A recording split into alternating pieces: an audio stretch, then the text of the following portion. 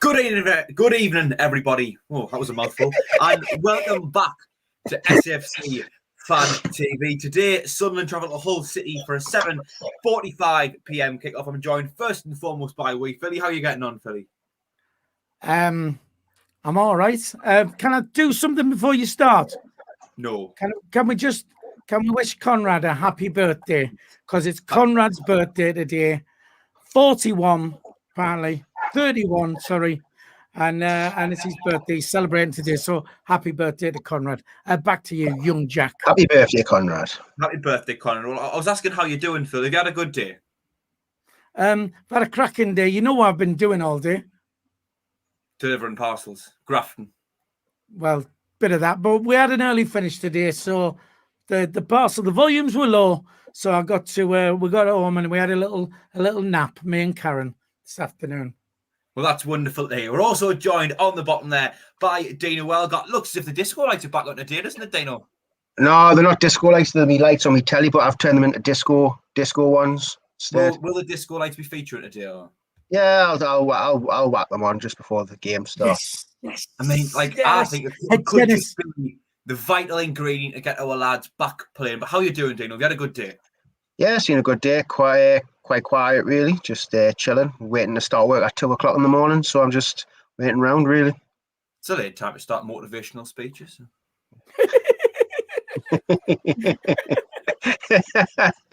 Anyway, lads, the match tonight, of course. Sunderland taking on Hull.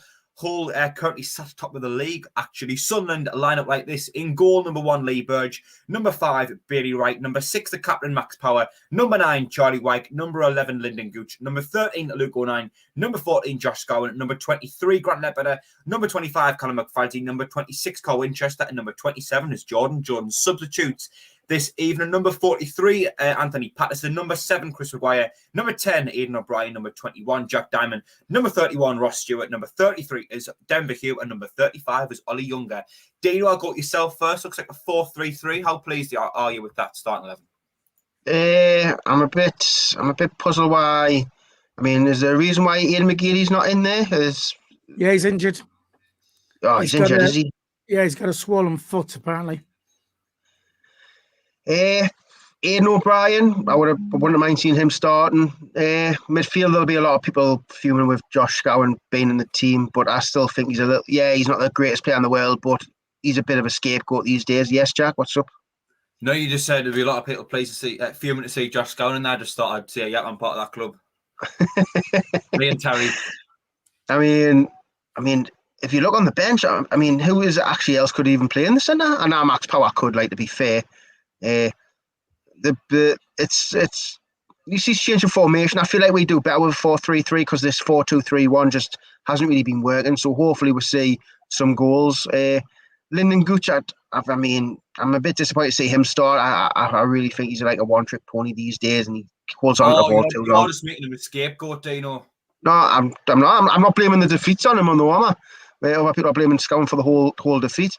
I wouldn't have mind seeing either Aidan O'Brien on the left, or for example, Aidan O'Brien, or even Chris Maguire, maybe.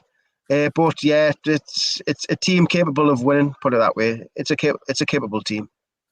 Yeah, I'm happy to see us go back to 3 in the middle. 4-2-3-1. I think the times has left us to lose in the midfield battle a little bit, especially with Hull being, a challenging task and going away to the side who are top of the league at the moment. Almost certainly going to finish in the top 2. It's nice to see us throw a few extra bodies in there, as much as I'm not overjoyed to see Scowen in the middle there. I don't think he's got enough quality on the ball. Ledbetter and Winchester, 2 players who are good enough on the ball. They can pass it. They can take it forward a little bit. You're not going to see Ledbetter bursting in at the final third, but he does a decent job pulling the strings from deep. Philly, your thoughts on the lineup then? I'm glad it's gone to 4-3-3. I think it's better than the old system. But I still prefer 4-4-2. But what I want to do before I talk about that, I quickly want to mention that we have got the live chat, so we are available if you want to contact us. And also on there, I want to give a shout out to Leighton Jordan, who was at our five-a-side game last night, cheering us all on. Of course, Dino was on the losing side once again. I was on the winning team. And I was just observing. And you was just doing the commentary as well. Chris Law there, Mickey Stewart who came down and was watching us. Hogan is on there, Mandy Gray, Jack Ludlow, David Spencer. Marianne Carlo has donated $3 courtesy of a super sticker there. A round of applause to her for that. Don't forget the super chat is available. If you would, where's she from there, Philly? Where's she from again? She's from Boston, Massachusetts, and I can see it now because I've been practicing. Lads, it's going to be a good night. Philly managed to say Boston, Massachusetts. It's going to be a good night. Sunderland are going to win and turn things around. I can say that. Of course they are. So don't forget, it is free to use the chat. But of course, if you do use the super chat, all proceeds will help us grow our channel. The formation, Jack, you were saying probably McFadzean, 09, right and Power across the back, the middle, Ledbetter, Scowen and Winchester, and of course Gooch, Wyke and Jones. I think the front three is how it looks like it's going to pan out for me. I have had a cheeky little bet tonight on a little double, Sunderland and Gillingham to win. So I'm glad to see that formation. It's sad to see McGeady not in there because he's been one of our better players, but he's injured. Bit like me at the five-a-side last night. I mean, I was injured, but still finished on the winning team.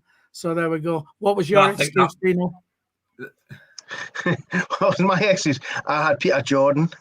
No, I'm only kidding. No, Dino, what you had was too many pies. That's what it was. And I should have been oranges at half time instead of pies, I must admit. Inside joke there, everyone. I think the reason you won the match, really, Philly, was Steve Coniston. I mean, as the song goes, he's here or there, he's everywhere. He was man of the match, apart from his 2 own goals, but I think that was up with sympathy for Dino now being that joke.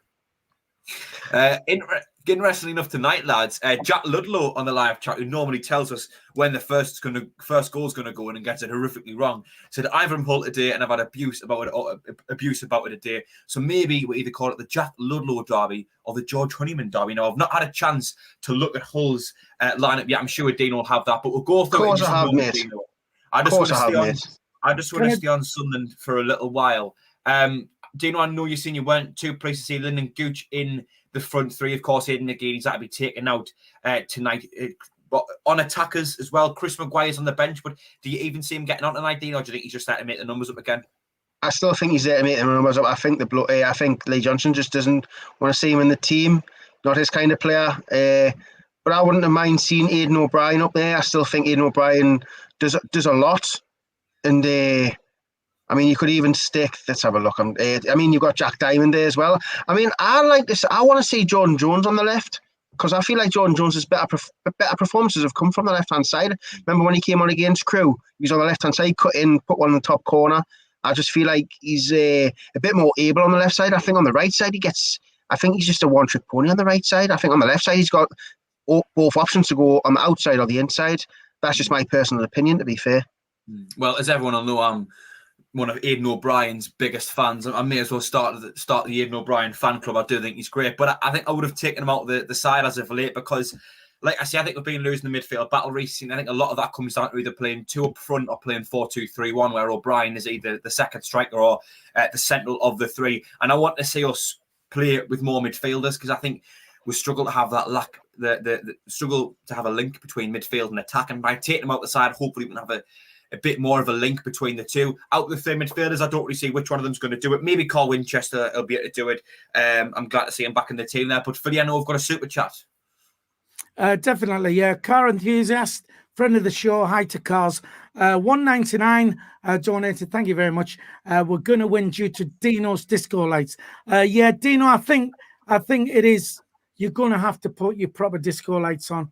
I think that this is the reason over the last 3 games that we've not won. And, you know, I've looked back on the streams and you haven't actually had your lights on. And I think that's where it is. So it's all down to you.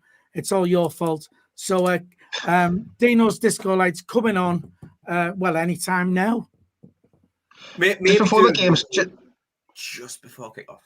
Just before kickoff. Just before kickoff. And then everyone who's tuned in now, if they don't straight it'll kick off, they've got something to wait for. Then Dino's Discord. Oh, we won't announce when we're going to do it randomly. We'll keep people waiting. You know what I mean? Keep people's interest up. Yeah, I mean, Carl Winchester back in the team as well today. Dino hasn't been pinned for a while. I'm not sure when his last start or even appearance was. He came into the side, got taken out for a while, came back in. I thought he had a few decent games. Then he's been taken out again, was being put back in again tonight. I'm quite pleased to see him in there, Dino, yourself. Who's this, Carl Winchester? Carl Winchester, yeah. Yeah, I mean, the centre midfield's been a real struggle for us. I mean, we don't create anything. We've struggled with two in centre midfield. I mean, me personally, I'd rather see Luke O'Nien in there, but we all know that's never going to happen in a million years with the problems we've got in defence. So Luke O'Nien's basically just going to be the centre back for the rest of the season. It's a shame. I think he does offer a lot when he's in the centre, but I mean, Max Power's been playing quite terribly in the centre, so he's been pushed back to right back. Obviously, Conor McLaughlin's not even on the bench, so looks like Max Power will be there for the full game. So, I mean, we're just riddled with injuries. I mean, this still isn't even our strongest team. I mean, Callum McFadzean, as much as he's been okay in some games and terrible in others, I mean, he's not our strongest left back. Luke O'Nien's not even a centre back. Bailey Wright's been out most of the year. Max Power's not even a right back. I mean, so this is like a makeshift team, like it's been for the last couple of months, because injuries have just absolutely crippled us. But we've done well. We've done well. Like, we've had a good run, and now we're having a bad run. And let's be fair, we're always going to get beat at some point with the back four we've got. So, yeah, it's a shame with the centre mid, because I'd like to see Luke O'Nien in there, but we all know that's never going to happen this season. So, I mean, I think the centre mid is the best you can actually going to get now. Yeah, I think with O'Nien's tenacity and how good he is going forward, getting into the final 30, someone who I really want to see in the midfield, just to link the two up a little bit more. I think we're really missed a trick not signing someone like Scott Fraser in the summer, someone to link a number 8 to link the midfield, the attack. I think O'Nien could be really good at that, but unfortunately at the moment he's just going to have to cover till the rest of the season. Ollie Younger is on the bench though, however, Dino. There could be potential for Ollie Younger to come into the side and centre back and maybe free up O'Nien somewhere else. I think it might be a bit too early for Ollie Younger. I mean, we've seen him in 1 or 2 games this season. I think it was an EFL and maybe a league game, if I remember correctly. I think chucking him in against a team like Hull might be a bit at the deep end, because, like you say, the top of the league. I mean, I wouldn't mind seeing him chucking in against something like Northampton, Plymouth, when the season's done. Say we've claimed playoffs, and then the last maybe 2 games, there's nothing to play for. Maybe chuck him in then, see what he's got. But at the minute, I think chucking him in right now is a bit risky. My only counterpoint in that would be, if you can't do it now for Sunderland, when is he going to be able to? And yeah, Hull are a tough side, but if you can't, make it in League One for Sunderland as a youth player, when are you going to make it, really, considering we're going to hopefully be pushing on back to the Championship and Premier League in years to come? Aye, but you've got to let the lad get some confidence. There's no point chucking him in, and then he has a howler and he just loses his confidence. I mean, some players are confidence players, like Chris Maguire. I mean, Chris Maguire's been practically awful this season because he's a confidence player. He's a player who shows up when there's crowds in. There's not been that, and Chris Maguire's had a terrible season. And with Ollie Younger, you don't want to put him in there for him to have a really bad game and then lose all his confidence, and he might not be the same player. You've got to build his confidence, make him feel like he can do it at this level, and chucking him in against Hull would be a bad idea. Yeah, I mean, different players need to be managed in different ways. But back to the chat, Phil. Yeah, there's quite a bit going on in the chat. Jack Ludlow says he's from Hull and he's had abuse all day about tonight's game. Also, people are saying about Chelsea pulling out the ESL, Man City now as well. Apparently, we did do a program on that last night. If you've not checked that out with Jack, Dino, and Jacob. Brian Halliday says Sunderland have been approached to take Chelsea's place. Yeah, whatever. Stephen Clark says, why is Scowen playing and not Maguire? We need goal scorers. I'd say it's a good point. I mean, at least Maguire is that attacking midfielder, and he's the one. I know he's been out of form, but he's still the one who can produce something. Very quickly, Pompey, Swindon 2, Portsmouth 0. At the moment, they're getting beat. Lincoln are winning 1-0. So that's just about where we stand on the chat so far. Back to you, young Jack. Yeah, I think with Maguire, I would have loved to see him come back in the team. In fact, I wanted him to come off the bench against Blackpool. I think that was his game in the second half. As the game went on, it became more and more clear that was Chris Maguire's game to go on and win. It's those types of games that he tends to do it for you. I go back to the Portsmouth semi-final, the first leg of the semi-final against Portsmouth in the first season back in League One under Jack Ross. We were playing really well. We actually created a lot of chances. I remember Honeyman had a header that McGillivray somehow saved. I thought I could swear that was in at the time, but it was Maguire the only goal over the two legs to settle the score. As much as we weren't creating a boatload of chances against Blackpool, we had a lot of possession, and I think putting him on the pitch, he could have benefited because we could have just created more chances. He can have a shot from distance. He can do something different. I think it was his game to go and win. So I think the reason he's not on the team tonight is more to do with the formation. Having said that, I think the players pick.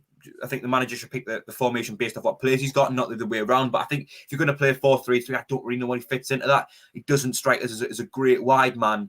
And as for the midfield, I don't know how we do as a centre midfielder. Maybe with Ledbetter in, if you had two players to sit back, you could potentially give him that license to go forward. But I would like to see Maguire come in the team tonight. Regardless, anyway, we've got a super chat, Phil, haven't we? We certainly have. SAFC Dave 17. He's got a horse. He has a share in a horse, and it won at 20-1 a day. And he's donated £3 via the super chat. Massive thank you to anybody who does that. It does help us create better content and grow the channel. Round of applause for Dave, and congratulations on your horse winning today. Back to you, Jack. Hopefully, it's a sign of things to come. His horses won today. Hopefully, that's going to kick us on. Anyway, Dino, do you want to read out Hull's lineup? We'll go through that now. Yeah, no problem, mate. Right, so in goal, I have Ingram. On the right is Kyle. In the centre of defence is Jones and Greaves. And on the left is Elder. They're playing a 4-2-3-1, so the two holding midfielders are Slater and Doherty. On the right is Wilkes. I mean, he caused me problems in the last game we played against him. He was a good player. In the centre of that is George Honeyman, former Sunderland player. On the left is Lewis Potter, who's a very young, talented kid. And up front it's Harry Potter's brother, yeah. And up front is Magnus. The dad joke of all dad jokes. Hey! Head tennis. And then, up front is Magnus. And then on the bench, they have George Long, Rhys Burke, Richard Smallwood, Tom Eves, Josh Emmanuel, Daniel Crowley, and Gavin White. I think what's quite interesting about Hull's side. Go on, Phil. I know you want in. Sorry, just very quickly. Somebody's pointed out on the chat that Lincoln have moved up to third place as it stands now as well. Not for long. Yeah, just an interesting point on Hull, seeing as we're reading out the lineup. We've got a lot of players with a lot of goals. Wilkes, he actually plays on the right. He's the right winger. I'm not sure if he's played tonight. I did miss that. But 18 goals this season in 40 games. You've also got Jennings, who plays up front, 14 goals in 36 games. And then there's another one as well in there, Lewis Potter there. I think he plays on the right, 12 goals in 39 games. So Hull have got goals all over the team, Dino. And something that I was going through today, I was talking about someone with, is I think we struggle because we rely too much on White to score goals. I mean, White can't do it, no one else can chip in. But with Hull, if one of them's having an off day, they've got other players who can chip in and score. Yeah, I mean, with Charlie White, even Charlie White's not scoring goals at the minute. And when you're looking for goals in the Sunderland team, I mean, Jordan Jones has got 2-3. Lyndon Gooch has got a handful, but I can't remember the last time he actually did score. Scowen obviously scored his header, but I think that was his first league goal or maybe his second. Grant Ledbetter gets the penalties and the odd screamer. But other than that, I mean, we don't really have a lot of goals in our team. Our main focus is normally defending, and we haven't really been great at that lately. We've been conceding stupid goals like we did last week. Yeah, that's all because of the goalkeeper, though, isn't it, Dino? Best keep Andy Wood in, I'm telling you. But it's a shame. But the mad thing is, as well, we're talking about keepers. I've recognised Anthony Patterson's on the bench, not Remy Matthews. Wow, that's right. Yeah, that's the point. Yeah. Yeah, interesting. I mean, Dino, you're pleased to see that? I mean, personally, I think anyone's got to be a better keeper than Remy Matthews, really. Yeah, I mean, Remy Matthews has been every time he's played, I'm sure he's done a mistake which cost us. Whereas Lee Burge does, he has the odd mistake, but he hasn't cost us half as much as Remy Matthews, and people were calling for Remy Matthews to be number one. And then people were calling for Anthony Patterson to be number one, and I thought that was a bad idea because we've only seen him in AFL games, and it's good. It's good enough to look good again in an AFL game against a team who's playing most of the under 23s. I mean, I'd rather have seen Anthony Patterson do the Pickford route, go out on loan to a League One team, see how he does for a season, then put him up to the Championship, see how he does, and go from there like we did with Pickford. Because no one thought Pickford would be doing what he's doing now. Let's be fair, no one would have thought he was doing what he was going to be doing now.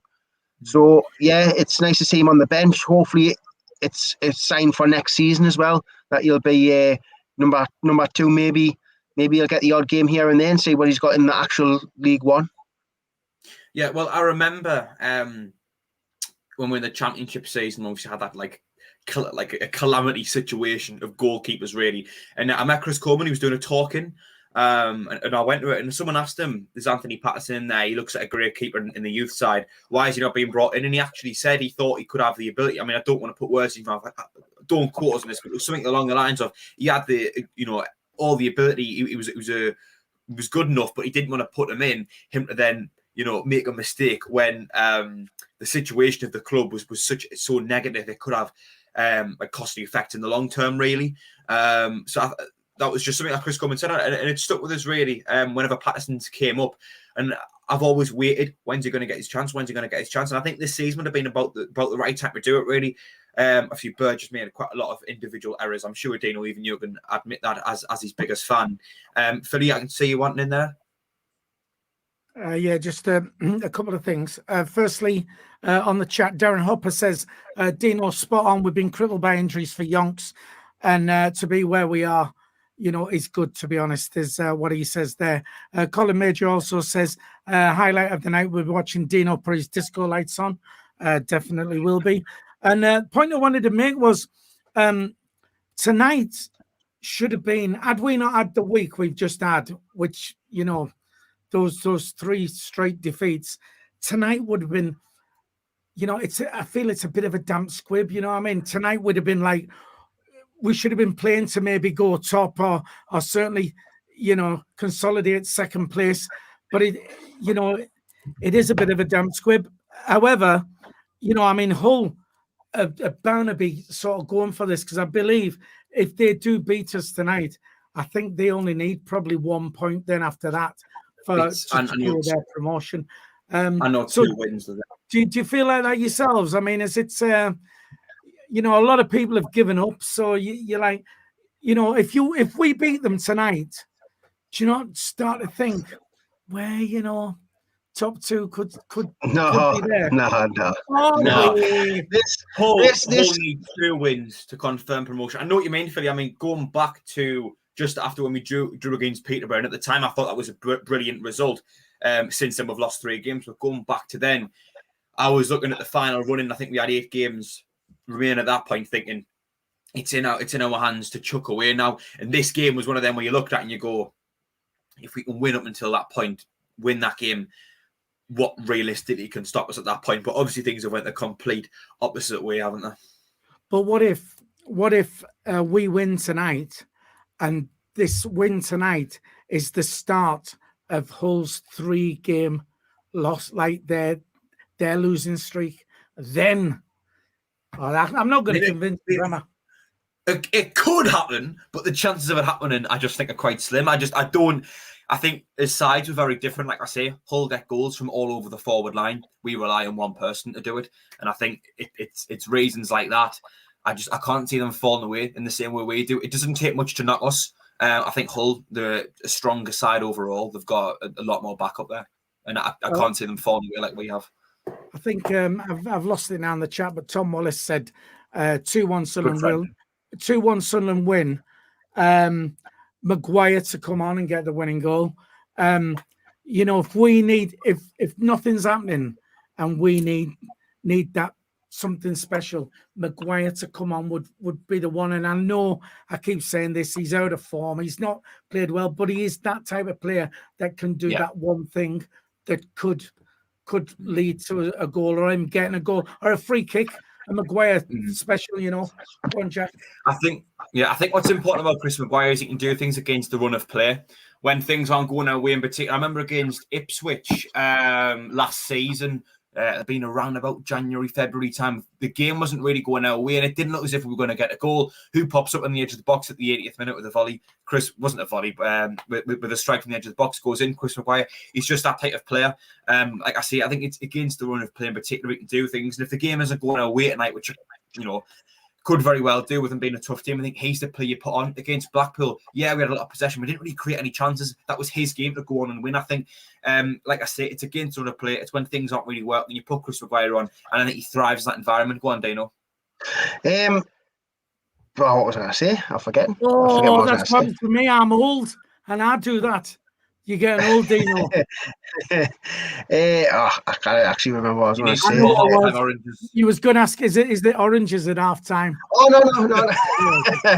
No, I know what it is now. The game today would have been a lot bigger if we didn't lose them 2 games in hand. I mean, this game now just feels like we just need to get a result to make sure we stay in the top 6. I mean, that's what it feels like now. Like, whereas if we didn't lose them 3 games, this would be in a game to go. If we beat these, we can go in top 2. It doesn't feel like anymore. The games just went like from it's going to be a massive game to just another game, and it's a bit disappointing, to be fair. And I seen in the comments Tom Wallace put that Burgess cost Sunderland 24 points this season, but I recognise they never ever put how many times he saved Sunderland this season. In my opinion, he saved it in the AFL Trophy final. He's made penalty saves in certain games, and sometimes he's kept in the games loads with some quality saves, but no one ever seems to mention that. Well, I was going to mention that because I knew you would jump on that, but also Debbie Lewis says Burge is not the only player that's cost us 24 points, which is very true. I want to do a quick shout out to Emma Wilson, who always comes to the shows at the week. She's stealing Jacob's catchphrase there, saying keep the faith, apparently. So which we will. And hi to John Swinney, our friend down in New Zealand. Jack? Yeah, just on shout outs, I've got to do it myself. The Sunderland Brazil page on Instagram, if there is anyone who wants to go follow that, of course, it's just sunderland.bra. Go give that a follow. I want to give a shout out to Julie Hermé, sorry if I've pronounced your name wrong, from the Sunderland Brazil page on Instagram. Apologies if I got your name wrong, but just on shout outs, I wanted to give one myself as well. I think on this game tonight, just while we're talking about it as well, something I wanted to mention was I think now all of our games rely on getting ourselves in the best possible position for the playoffs. Philly, I know you probably still think we're going to win the league and have a trophy parade around the city centre when COVID's done, but I think now, I've accepted playoffs. I mean, I had it a little while ago. I think it was after the Wigan game, really, but I think the importance of our remaining games is to build a bit of momentum, a bit of confidence going into the playoffs. I mean, I remember when Charlton came into the playoffs only a couple of years ago, and it's because they had that red hot run of form going into the last few games, and that's what got them in the playoffs. Really, they were unstoppable. They were full of confidence. They knew what they were doing. We need to get back to that way ourselves, the way we were only a few weeks ago going into the playoffs. But as well, I think it's a good opportunity to rest some players and to give some players minutes. Give players like, Chris Maguire, who wasn't had a lot of minutes, give him a shot, because in the playoffs, he could be a vital player to come on towards the end in one of the games and just get that vital goal. It could be the difference. And as well, maybe even rest the likes of White, and I know McGeady's out with an injury. It's maybe even a positive thing. Just give him a tiny little bit of a break, so when we do have the playoffs, we can go at it. I know you still think we're going to win the league. No, trophy parade around the city. No, Jack. The thing is, right? I know realistically, right, it's going to be playoffs. I don't for 1 minute think that we're going to drop out the playoffs. I think we're only, a couple of wins at most away from securing a place there anyway.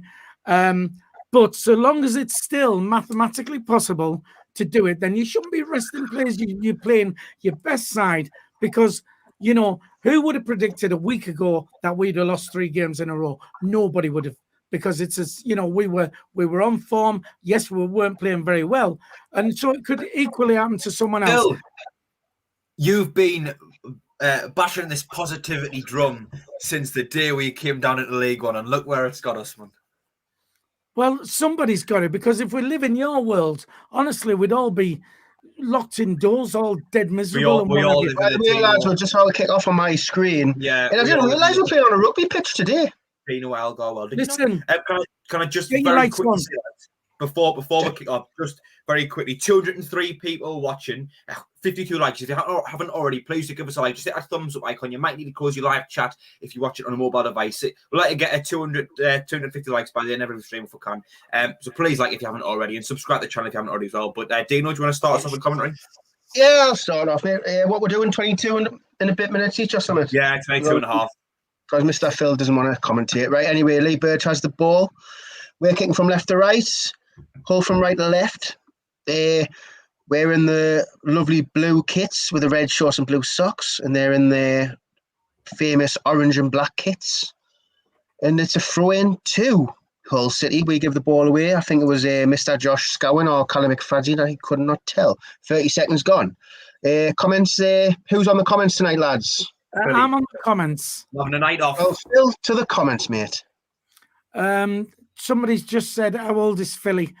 27. Back to you, Dino. No, but stone more like. No, I'm only kidding. Anyway, it's still another throw-in, Philly. It's just been headed out. Do the Michael Bowers line. Oh, we're gonna do a Michael Bowers throw-in. No. You know when he says, well, I would hand over to one of you, but as soon as I do, I know the ball will be back and play anyway, and it'll go out again. And it's went out again. Look, it's went out. It's a Sunderland throw-in now, which Callum McFadden will take. We're a minute gone, and there's been more throw-ins than the actual ball's been on the pitch. Anyway, he throws it to Grant Ledbetter, gives it back to Callum McFadden. Callum McFadden comes inside, but Wilkes takes it off him. Wilkes now approaching the box. He has a shot at Lee Bird with a save and collects it comfortably.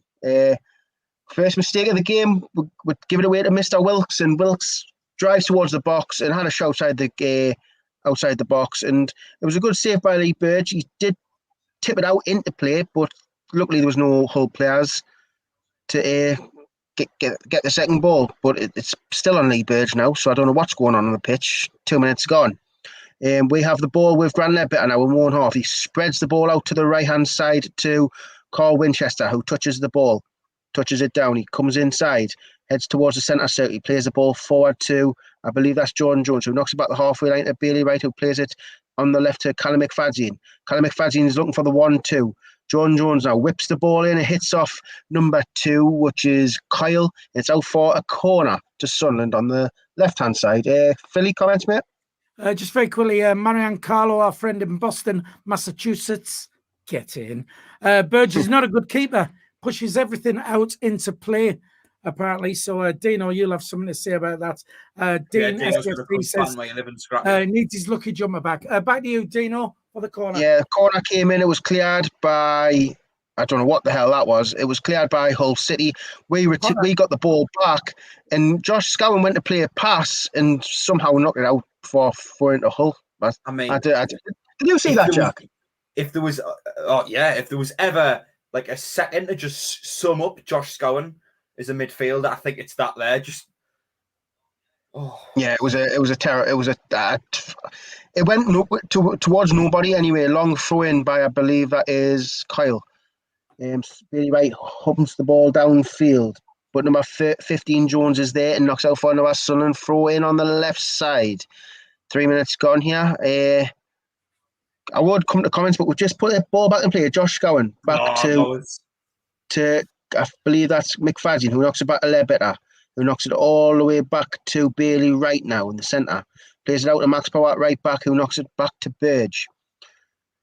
Burge plays out to the left side to, I believe that is Luke O'Nine. Luke O'Nine inside to Grant Ledbetter. Ledbetter looking for a pass. He sprays it forward, looking for the run of Gooch, but it went straight through to Ingram.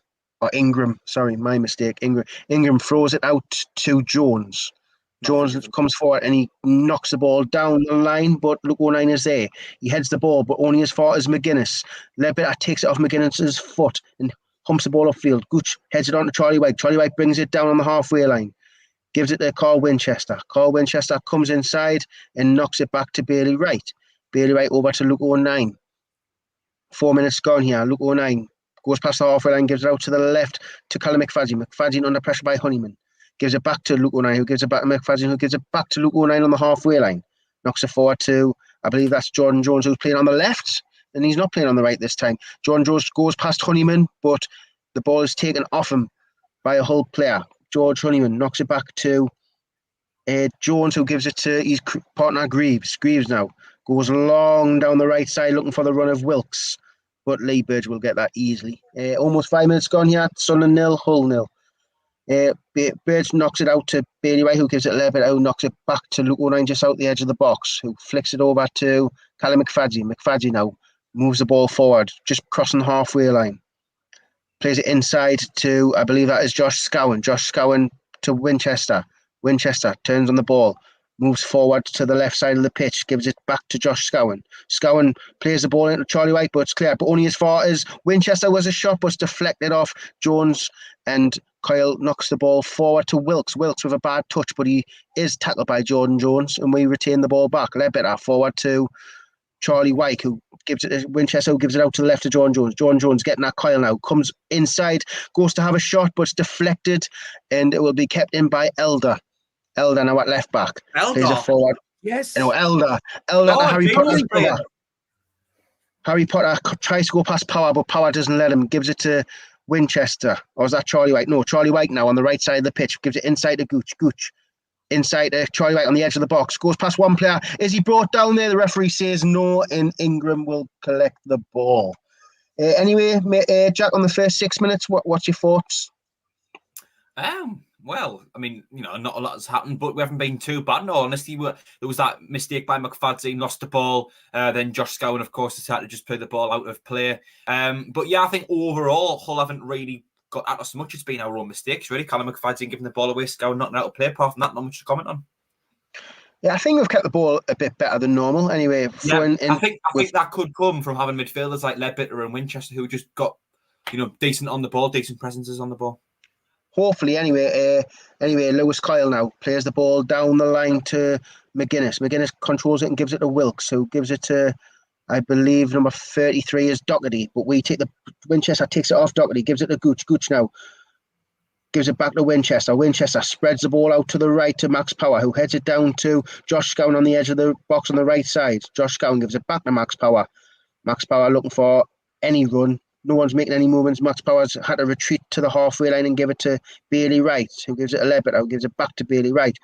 Bailey Wright to the touchline to Max Power. Max Power knocks it back to Ledbetter on the halfway line.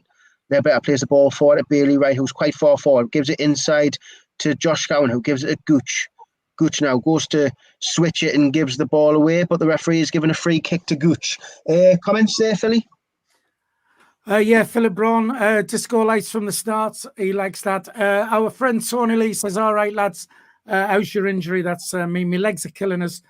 Tony, and you should have been there last night. We expect to see you next week. Cabaret lights. He made way for a man of the match performance from Steve Coniston. Steve Coniston, man of the match, definitely. He's there. He's everywhere. Dave Pogson says, Phil's so superstitious. And Jones on the left, that's what you wanted, isn't it, Dino? It is. I feel like he's already come in and tried to have a shot and it was deflected, but I like to see that now and again, not all the time. Sometimes you've got to get down the byline. Anyway, Ledbetter with a free kick, plays it towards the back post, but it's cleared away by Greaves.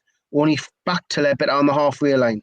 Plays it across to McFadden now. McFadden goes out to the left touchline where he'll find Jordan Jones. Jordan Jones plays it inside. I think that's Luke O'Nien. It is. Who gives it back to Jones, who gives it back the halfway line to Grant Ledbetter. 8.5 minutes gone here. He plays it forward to Josh Scowen. Josh Scowen now comes forward. He plays it wide to Lyndon Gooch. Lyndon Gooch now going to get at Elder. Does a couple of step overs, goes on the outside, whips it towards the back post. Jordan Jones is there. He's hit the ball. He's hit the ball. It's a header. It's a bit of a scramble in the box, and it's cleared by Elder. Jordan Jones has hit the ball first. Elder. Anyway, Sunderland have the ball with Ledbetter. Coming forward now, plays it inside to Winchester. Winchester goes out to Max Power with loads of room, who whips the ball across, and it's went past everybody, only as far as Kyle, who clears the ball out, where McFadden will head the ball back forward, and Josh Scowen will have the ball on the left side of the pitch. He goes past one player. Which touchline is he going to put this one out on? What's that? Which touchline is he going to put this one out on? Scowen. Ledbetter has the ball in the centre. He gives it to Max Power, who finds himself in the centre midfield. Plays the ball forward, but we do have the ball with Josh Scowen now on the edge. Max Power with a long-range effort, deflected off one of their players in Elder. Elder will get there, but it's a good tackle by Lyndon Gooch. Lyndon Gooch with a great tackle. He will put the ball back in the box towards the back post. John Jones, goal! Yes! Yes! I cannot believe my stream has frozen. Lyndon Gooch there done extremely well. The first cross went past every single player. Lyndon Gooch fought back, took the ball off Elder, whips it towards the back post. It goes over Lewis Coyle's head, and it's a volley at the back post by Jones, who puts it in the bottom right corner. Lads, what did you think of that? Yeah, Lyndon Gooch does really well on the right-hand side to win the ball. He shows his endeavour, really. I think at the very least, that's what he offers you. He always puts 100% in. He closes everything down. It's just the nature of the player he is. Does well to win the ball, crosses it over, and it's a great finish from Jordan Jones, especially on the volley. But more importantly, it's because the disco lights are on. Gooch can do what he wants, but if the disco lights on, that gets crossed into the stand. Exactly. Phil, what did you think? I've still not seen the goal. I'm frozen. And more to the point, we haven't even got the overlays sorted, so I don't know what I'm playing at here, for goodness sake. Philly, what type of operation are you running here? Right, here we go. See, CONRAD wouldn't have allowed this. They're coming forward now. He's went to whip the ball into the back post, but it's went over everybody, and it's a goal kick to Sunderland. I think their manager's a bit angry with the Lyndon Gooch tackle because he believes it was a free kick. In my opinion, it's showing you the replay now. He actually stops him from booting the ball upfield. I think that's a great tackle. I'm not being biased. That is a really good tackle. And then the cross is even better. And I said I wanted Jordan Jones on the left, and he's popped up with a goal from the left. I mean, happy days. Yeah, Anyway, you also say that Lee Burge is the best goalkeeper in the league. Anyway, it's with Wilkes now on the right side, our left, but Luke O'Nien takes the ball off him, and Luke O'Nien will come forward. He plays it out to the left to Jordan Jones, the goal scorer. Jordan Jones comes inside, tries to go past Honeyman. He flicks it back towards, he nearly gives the ball away actually, but it is retrieved by Luke O'Nien, who gives it to Bailey Wright, who gives it back to Luke O'Nien on the left side of the box, who gives it back to Bailey Wright on the edge of the box in the centre. Bailey Wright over to Ledbetter.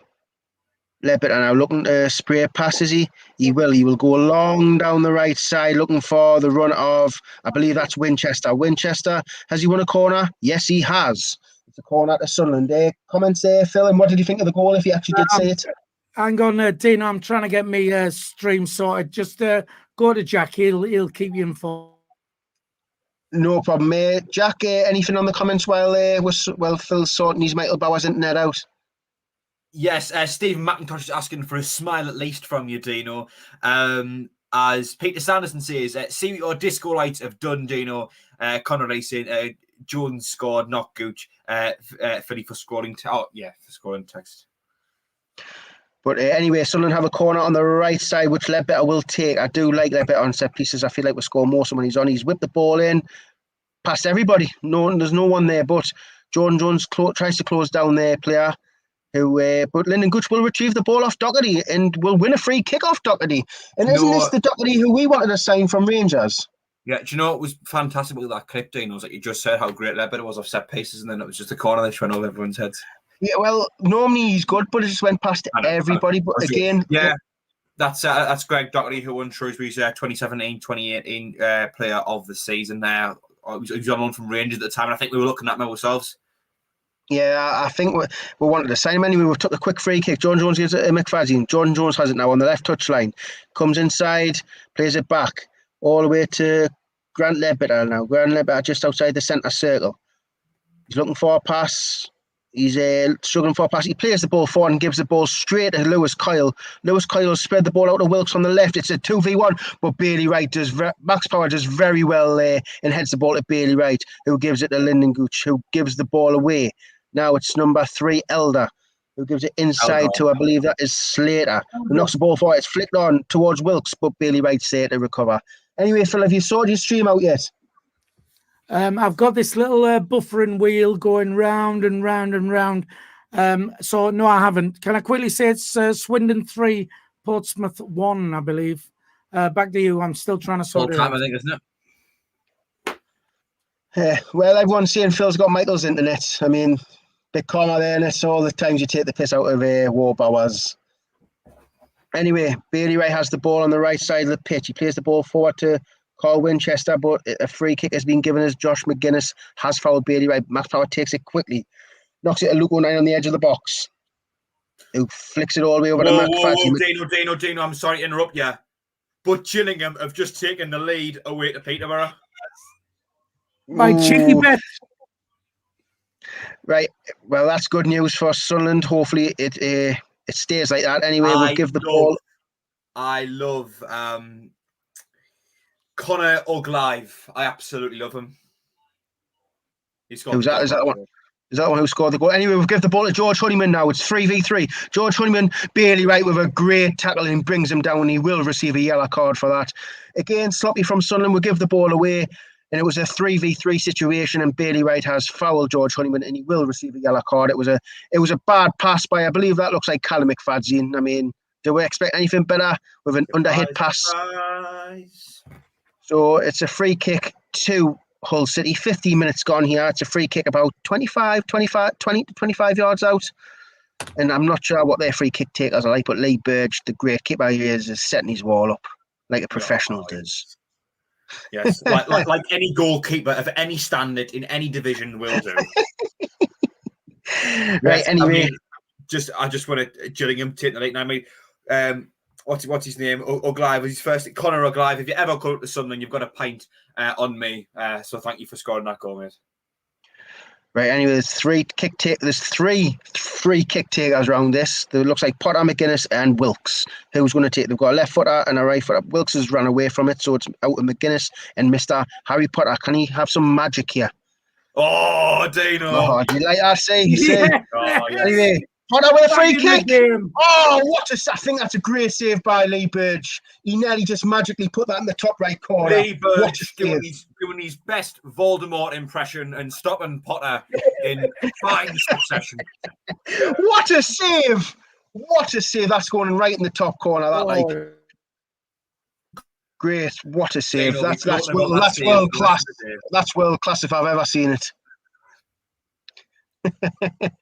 Anyway, corner on the right side, our left side. He whips the ball in. Header. It's at that post, and Wilkes has somehow missed. It was flipped down by the whole player. Wilkes found himself at the back post with an open goal, and somehow he missed. He missed? Just after Lee Burge did his best Voldemort impression, Wilkes is doing his best Will Grigg impression. Hey! Oh, hey! That is a sitter if I've ever seen one. Oh, hey! That's a good big scare there for Sunderland. 70 minutes gone, and they've just had back-to-back chances. Anyway, Sunderland have the ball. Yes. Sorry, Dean Wood says Burge for England. I thought you'd like that one, Dino. Well, if Charlie White's good for England, the Lee Burge is good for England. Put that way. Well, it's back on, lads. Top two back on at the moment. My cheeky little bet. It's me doubles, Sunderland and Gillingham. Come on. I might cash in. Anyway, with all this talk and there is a whole City player down. At least you get more than 15 pence for this one, Phil. I think Slater's down for it could be Slater. I don't actually know who that is. Who's down actually? I think it's Greaves. I think Greaves is down. The centre back Greaves is down. Looks like a head injury, and there's a lot of pushing and shoving actually with some of the Hull players. I think looks like number 18 Slater's trying to have a fight with Jordan Jones. I wouldn't have Jordan Jones. I wouldn't want. He's Scottish, and is he? No, he's Irish, isn't he? No, he's from Redcar actually. Is he? But is he not declared for? Is he not declared for Ireland? Is it national for his national team? I mean, Diego Costa played for Spain, man.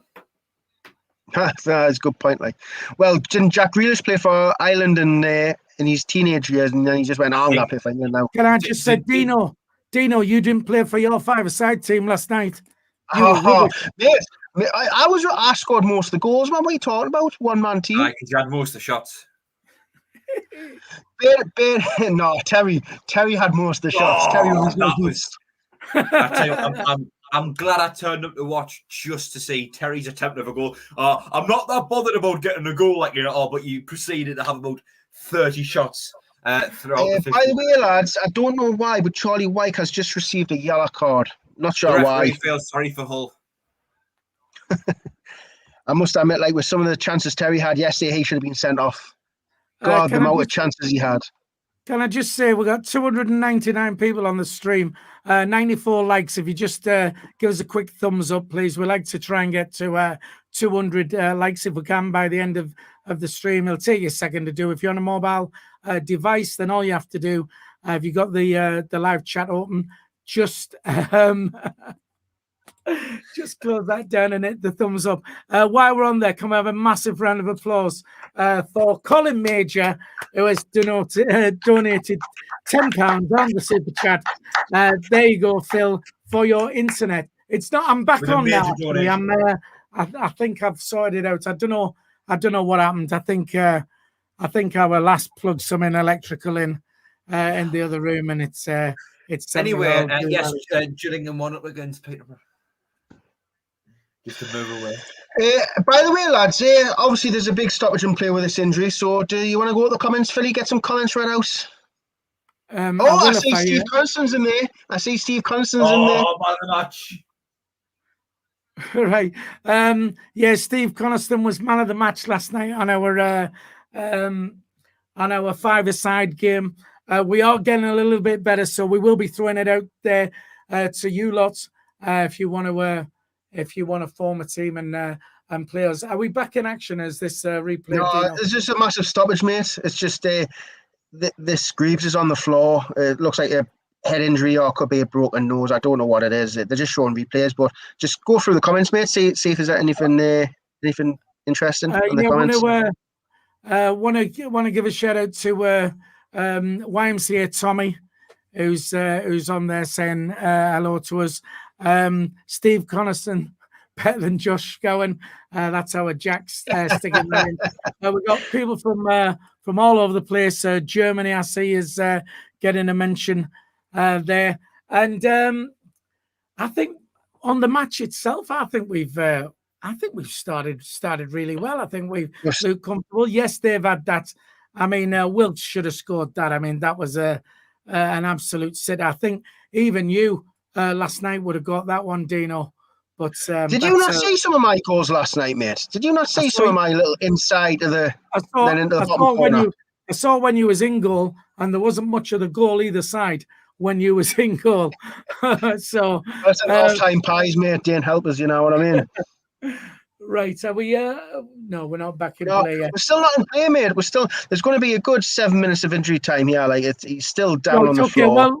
Well, Swan269, who's our friend on ESPN Plus over in the States, in Charlotte, North Carolina. Shout out to him. We got Argentina in there. James Woodmus from Jarrah is kicking about as well. So if you want to mention in the chat, just stick it in there. And don't forget, once again, Super Chat is available if you donate to that. Purely optional, but it does help our channel to create better content and grow. Young Jack, you got out to say, man? Me? Regarding what? Anything? Okay, then going back to me then. Fair enough. I just thought you would be one to be in. We got to say hello from Johannesburg, South Africa, Nathan Wilson down there, and Belgium as well. So lots of people there. Oh, Italy, sunny Italy. There you go. I was for the taking, I think, now 1-0 up. Peterborough getting beat, which means, see, top two could be back on. Who knows? Well, Philly, regardless, we've got to win, just about every single one of our remaining games if we're to have any chance of it, really. I just want to point out Swan269 on the chat, referring to you as we. Yeah, well, have a word with our lass, and she'll confirm that. Before we go any further, can I have a massive round of applause to Chris Wake, who's donated £10 towards the channel. Thank you very much. Don't forget, it is free to use the chat. It's optional if you want to donate some stuff. It's massively appreciated, and we do thank you for that. You know what? I'll give him a special Michael Bowers clap. I'll tell you what, that's worth a tenner. Fantastic. Thanks, Chris, for that anyway. DJ Earth says he's going to donate £10 next month, so Philly can get some Botox. By the way, we're back in play. We're back in play. Sorry, mate. Go on. Anyway, we've had a substitution of commentators. Anyway, there was a bit of head tennis. Now George Honeyman finds the ball, slips out of Wilkes out on the right-hand side. Wilkes cuts inside, left-footed, crosses blocked by Callum McFadden and flicked on again by Jordan Jones. Like, chest sit down. He's got number 15 on his back. Keeps the ball. He's in our own half. Slips it over to Jordan Jones on the left-hand side, who tried to beat their right-back. That's number 2. Let me get my little lineup thing out to find who that is. That's Coyle at right back, out for his Sunderland throw in. McFadden a take. Scowen jogs over, then runs away, looking to create a bit of space, most likely for another navy shirt, wonderful navy shirt going, but he goes long down the line looking for Charlie White, but it's only their centre-back, number 15. That's Jones who picks it out. Out for a Sunderland throw in on the left-hand side. Jordan Jones takes it, throws it. Foul throw. Oh my God. But Jordan Jones, at 27, I think, year old professional footballer, has just committed a foul throw. So Coyle will take this one for Hull now. Coyle throws it short. Even Philly knows not to take a foul throw, man. God, Slater. Now it's back, Jones. Hull's Jones. It's headed away by Bailey Wright, taken down by Josh Scowen just inside Hull's half on the left-hand side. Knocks it back to Grant Leppard, a left-footed ball. Looks for Charlie White, can't quite find him. Coyle intervenes, knocks it back to Greaves. Greaves sends it long with his left, looking for Wilkes. That's a good header by Luke, and I managed to win it well. And Leppard expertly flicks it over Honeyman's head. Leppard passes it back to Bailey Wright at centre back now. Wright dinks it forward with his right foot, chested down by Charlie White. Then number 24, Greaves is getting all over him. White's done well to keep the ball. Back to Winchester now with Leppard in the centre circle. Back to Bailey Wright at centre back. Wright is getting a bit of pressure, but getting pressured by Magennis. Knocks it back to Lee Burge, over to Luke O'Nine now at left centre back. Right-footed ball slid over to Callum McFadden, who plays it along the line, only met by a Hull defender, taken by Josh Scowen. Now it finds Jordan Jones, but was out for a Hull throw-in, apparently, which it looks as if Coyle will take. Philly, very quickly back to the chat. Dave Poxon says, hashtag top by May.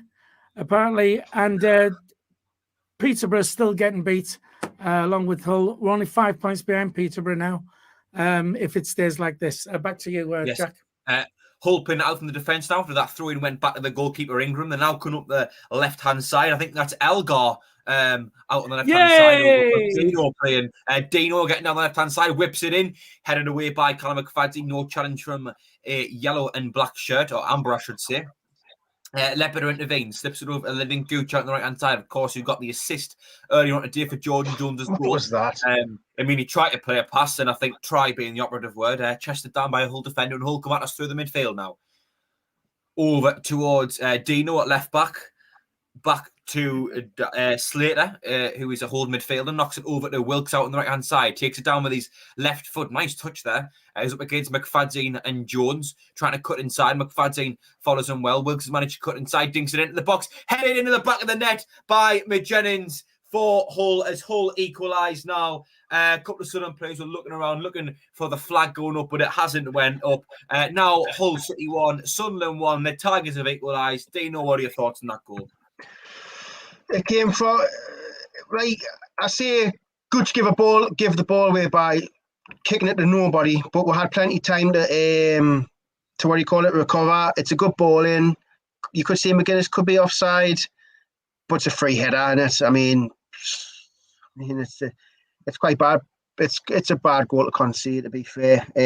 Wilkes came inside too easy. Came inside way too easy. 1-1. I mean. And can I just say in the comments, please don't put the score in. I knew it was 1-1 already because people are putting the scores in again. Yeah. Anyway, we are back in play now. George Honeyman has the ball out on the left-hand side for Hull, not for Sunderland, of course, if anyone has somehow forgotten. Ball slipped along the line, looking for the run of their number 33. Looks to put a cross in, but Max Power is there to block it. Out for a Hull throw-in out on the left-hand side, which Dino Elgar is going to take for the Tigers. By the way, we had a super chat, We had a super chat. Oh, have we? Apologies, I've kept an eye on it. We'll go to that in just a moment. Dino throws it short, gets it back out for a Sunderland throw-in. But Philly, the super chat. I'd like to read his name out, but it's Phil McCrack All right. Thank you very much for your 79p. Thanks very much. Much appreciated. Much appreciated. Phil McCrack. Let's have a laugh.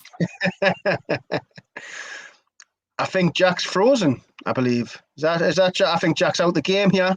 Right, I'll take over commentary for now until he gets back. Bailey Wright has the ball. He gives it over to Luke 09. Luke 09 all the way over to McFadzean at left back. McFadzean heads towards the halfway line. Plays it inside to, I believe that's Grant Ledbetter. Grant Ledbetter now on the way forward, looking for a pass. He gives it forward to Lyndon Gooch, who flicks it to Max Power on the touchline. He gives it back to Lyndon Gooch. Lyndon Gooch now comes inside, looking for a cross towards back post. He tries to play the ball inside to Josh Gowan on the edge of the box, but it goes straight to Ingram. 30 minutes gone here. Hull 1, Sunderland 1. I think this is Jones now. Jones plays it through, gives it straight back to Max Power on the halfway line. I don't know what Jones was playing at there. Grant Ledbetter now on the centre circle. Plays the ball forward, looking for the run of Josh Gowan, but it's only for John Jones. John Jones goes on the outside of the box. He's up against Kyle. He whips it across the box, across the 6-yard box, but it's cleared by myself. But we have the ball with Lyndon Gooch. He flicks it over Eldor, but Eldor tackles Lyndon Gooch. And there's claims for handball. It's a penalty. The referee's given a penalty. It's a penalty. Generous. Penalty, right, Jack? You take over. Take over, Jack. Yes, sorry about that. My internet just decided all of a sudden to cut out. That's the second time my internet's cut out doing a watch along, and both times I've been midway through commentating, so that's a bit unfortunate. But yes, Sunderland have a penalty. I'm just getting the stream up now via the Sunderland website. The handball was by Dino Elgar, the man. Oh, no surprise there then. Thanks, Dino. Oh, is that harsh? I feel like Gooch kicks it off his hand. You know, I know his hand shouldn't be like that, but I think this could get overturned. You know, because he's going to talk the linesman. I think this could get overturned. Yeah. Oh, don't say things like that. Just very quickly, Scott Badenoch, or whatever his name is, says brilliant commentary. Thank you very much to you for that. I think we're okay. Are we still? Have we still got the penalty? Oh, he's trying. I don't know. He's just sending everyone away. I don't know what he's doing. I don't know how much space he needs between him and the linesman. The referee is walking towards the spot now, getting ready to take his penalty. Yeah, it's a penalty. It's a penalty. I would say that's quite harsh, to be fair. Like, I feel like Gooch just kicked it off his hand. There was not even a yard of space between them. It's quite harsh, but I'll take it every day of the week. Regardless of whether it is or isn't a penalty in anyone's opinion, Sunderland have an opportunity to restore their lead through Grant Ledbetter from 12 yards in the wonderful Navy kit, of course. Ledbetter got a decent record for penalties, really. He scored quite a few since he's came back. I remember Peterborough early in the season, he scored one there. So hopefully he can have another calm, composed, well-taken penalty. Puts the ball down on the spot. The referee goes over to speak to Ingram in goal. Walks away now. He's having a word with the players. Looks as if he's just telling them no running inside the box or the dig until Ledbetter takes his kick. The referee walks back now. Looks as if he's blowing his whistle. Grant Ledbetter. He's got his hand on his chin. Head down. Heading there. Runs towards the ball. Kicks it. And it's in the bottom corner. A very well from our number 23. As always. Cool, calm, collected. Dino, that was a well-taken penalty. Sent the keeper the wrong way. Well, the funny thing is, he's just took the penalty on my screen, so I've celebrated with you. Yeah, great pen. I mean, Grant Ledbetter, he rarely lets us down from penalties, doesn't he? He's a very experienced pro penalty taker. That's why he is our penalty taker. I think he's missed one, but he got the rebound to score. If you remember when he took the penalty, the keeper saved it, hit the post, and then we just piled in on it and it went in. But that's a great penalty. 2-1, got the lead back. Well done. Even though I don't believe it was a penalty to us to begin with, but I'll take it every day of the week. Philly, reliable as always. Grant Ledbetter from the spot, wasn't he? Absolutely. Great penalty. It's back on again, this top two all day. Come on. Yes, and we're back in play now as Callum McFadzean headed forward. Scowen went to chase the ball, but was only met by a whole defender. Speaking of defenders, Luke 09 takes the ball down now, knocks it back to Lee Birch, who sends the ball along with his left foot towards the halfway line. Scowen wins the header. Jones tries to intervene, but it is Coyle who gets there first. The referee's actually pulled it back, I believe, for a Hull free kick. The foul, Jordan Jones on Coyle there, just inside Hull's half, about 10 yards, about 10 yards inside our own half towards the right-hand side. Two players with long black hair stood over Honeyman and Coyle. Honeyman knocks it short at Coyle. Now it's back into the own half now. I think that's Jones has got the ball. Important to point out. Hull's Jones, not ours though. Ball looks to go up the line, but Scowen intervenes well. Out for a Hull City throw-in. If you're just joining us, it's Hull City 1, Sunderland 2. 34 minutes and 55 seconds have passed. Louis Coyle has got a throw-in out on the right-hand side for Hull on the halfway line. Knocks it back to Slater, who plays it back to Jones, Hull's centre-back. Now it's with Ingram, the goalkeeper, inside their box. Over to Greaves now. Greaves at centre-back for Hull. Over to his central defensive partner, Jones. Jones up to Slater. Back to Jones. The right centre-back of the two. Over to Greaves now. He's the left centre-back. Ball goes forward and then passed back to Ingram by Doherty. Ingram tried to play a pass. Scowen intervened, but the ball got bounced away from him. It wasn't a lot Scowen could have done with that. He probably wasn't expecting it really. Ingram picks the ball and throws it short to Jones. Right foot of ball, cross field going towards the left-hand side. Power heads it in Lyndon Gooch now, who loses the ball. Power is there again, flicks it over the top of a Hull player as he finds Gooch out on the right-hand side. Power's making the overlap. Gooch tries to come inside. Slips it into the run of Grant Lepper towards the edge of the box. Lepper, the goal scorer, takes a shot, blocked. Now it's Winchester over towards Max Power on the right-hand side. Tries to put a cross in, blocked by Dino Elgar at left back again. Out for a Sunderland throw-in, which Max Power will take. Of course, Dino Elgar for Hull, given the penalty away by handballing it. Max Power has a throw-in now to take for Sunderland out on the right-hand side. He's got Ledbetter and Gooch to aim for. Scowen's coming over. He decides to play to Scowen. Scowen controls it. Plays it into Gooch. Gooch has got a couple of Hull players on his back. He's doing well. Well, I was going to say he's doing well to keep the ball, but went out of play actually. But linesman said it's a Sunderland throw. So Gooch plays it short to Josh Scowen. Now it's with Max Power, who knocks it back to Luke O'Nien in the centre circle. Upfield up to Carl Winchester, who plays it back to Luke O'Nien. He'll have to backtrack to get that and knocks it over to Callum McFadzean. Now it's with Jordan Jones, who's fouled by Louis Coyle. The reverse of what happened a few minutes ago. Sunderland have a free kick just inside Hull's half, towards the left-hand side. Phil, comments? Just very quickly on the scores. Will Grigg has scored for MK Dons. It's 2-0 against Bristol Rovers. Lincoln City is still winning 1-0 against Burton Albion. Northampton are beaten Ipswich 2-0. And good news, it is still Peterborough 0, Gillingham 1. Charlton are winning 1-0 at Plymouth Argyle as well. So that's the other results at the moment. Looking pretty good for us at the moment, winning it all. And Peterborough getting beat. That's what we want. Jack, back to you. Luke O'Nien delivers the ball at the box, but it's headed away. Lyndon Gooch takes it down the right-hand side. Intervened well there by, I think that's Slater now, that hold midfielder. Looks to knock it forward the line. Only out for a throw-in. I believe it'll be a Sunderland one. The Hull coach is complaining. Ledbetter takes that quickly. Referee takes no notice of the Hull coach. Back to Bailey Wright, over towards Luke O'Nien. Now it finds Callum McFadzean on the left-hand side. Long ball goes up the line, looking for the run of Jordan Jones, but it is Coyle who gets there first out for a Sunderland throw-in on the left-hand side. Been a lot of throw-ins, as always, in these games as of late. Callum McFadzean to take this one. McFadzean goes infield to Jordan Jones now, picks the ball up. He's got Wilkes on his back. He does well to keep the ball. Slides it over to Callum McFadzean near the touchline. Back to Jordan Jones. Jordan Jones beats Slater on the left-hand side, puts the ball in, blocked by George Honeyman, taken down by the Hull defender. Honeyman now passes it to their number 33. That's Greg Doherty. Handball, the referee said, for a Sunderland player. I didn't quite catch who it was, for a Hull free kick. About 10 yards ahead of their own box. Taken very quickly now. Doherty knocks it back to Slater. Back to Jones, the Hull centre-back. Ball goes over the halfway line. Chested down by Bailey Wright. Feeds in Lyndon Gooch, who's fouled on the turn by Dino Elgar, who came infield from left back.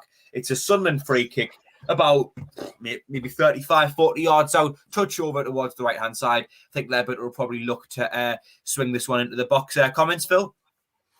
Not really a lot happening. It's just people telling us scores on other games at the moment. So if you want to mention in the chat, we can get you in when we go out to play. But that's not very often. Lads still doing well. 2-1 up Back to you, Jack. I think we're back in Grant play. Lebanon takes this free kick, headed only by a Hull player and caught by the goalkeeper, Ingram, who still has the ball in his hands now. He's going to wait for his players to get up the field more than likely.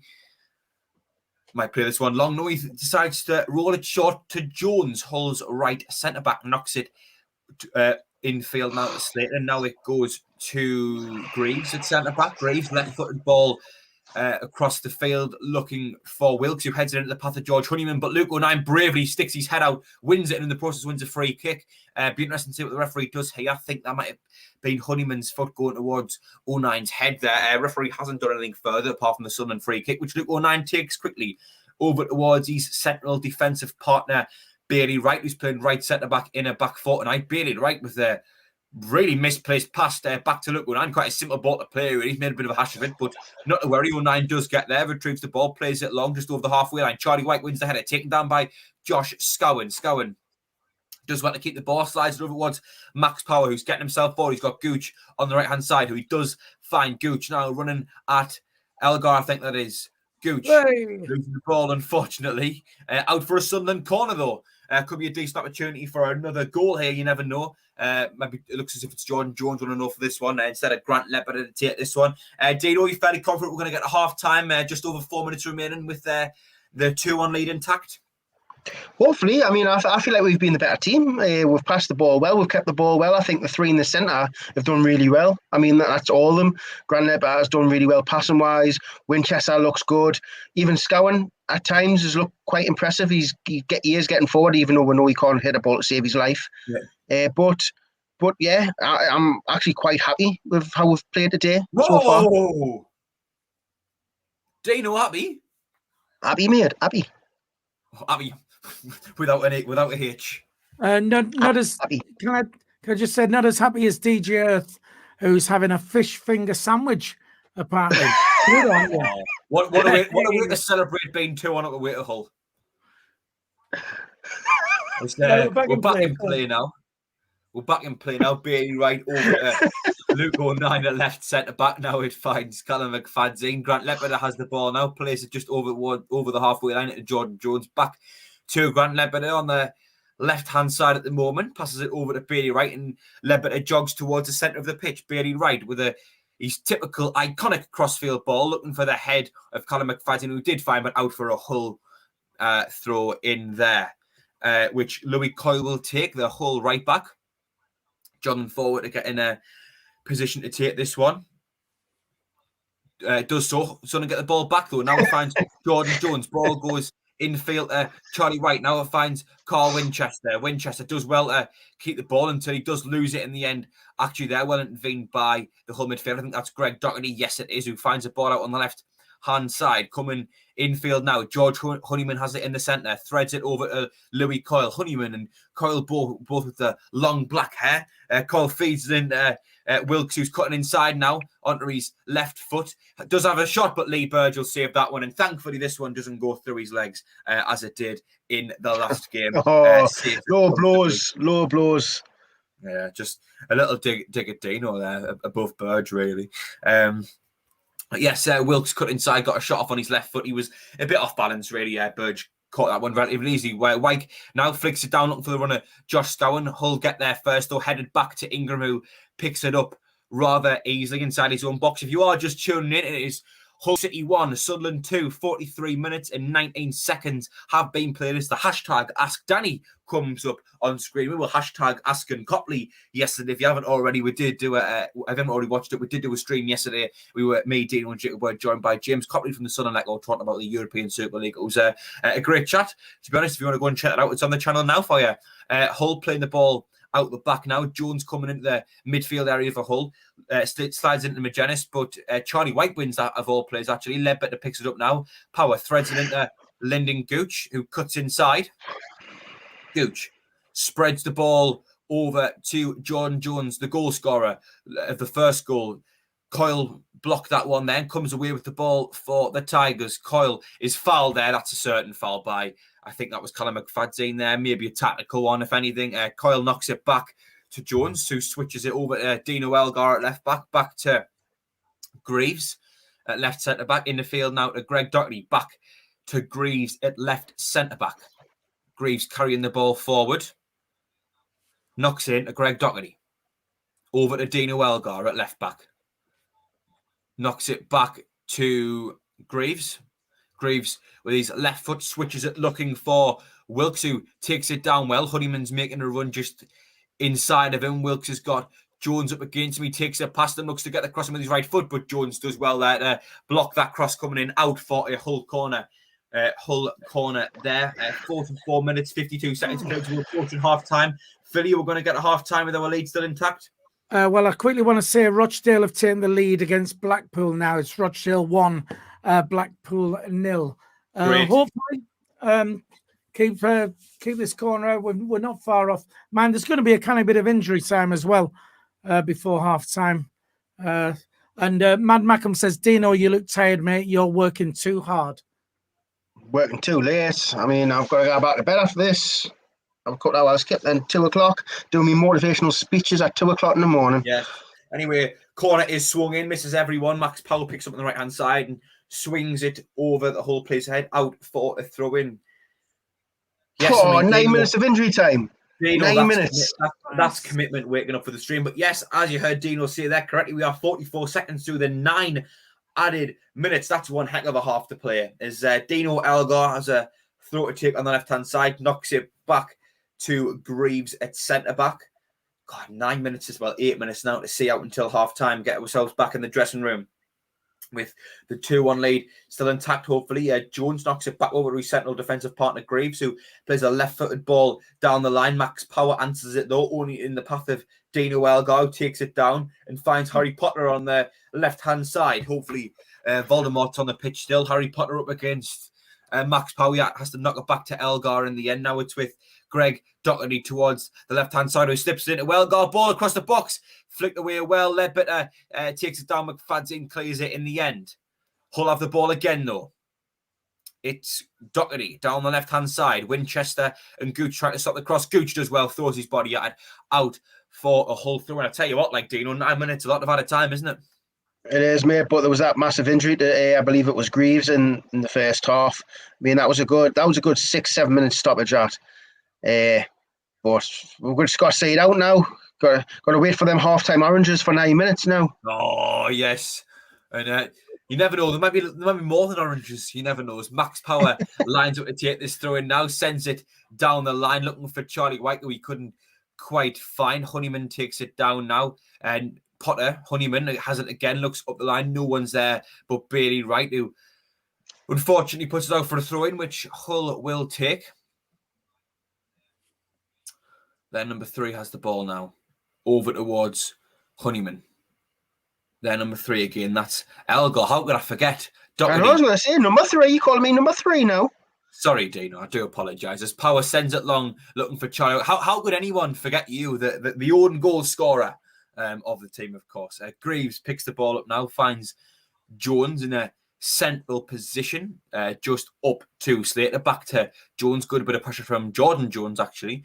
But the ball finds Coyle up the line to the right winger, which is Wilkes. Loses the ball. Now Scowen finds Ledbetter, who's got no Hull players chasing him down. He knocks it back to Bailey Wright, slides it over to Luke O'Nien.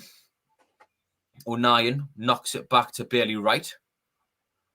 Right, over to Max Power at right back again. Power just infield at Grant. Ledbetter approaching the halfway line. Ball finds Gooch just inside Hull's half. Well won by Elgar there as number 19.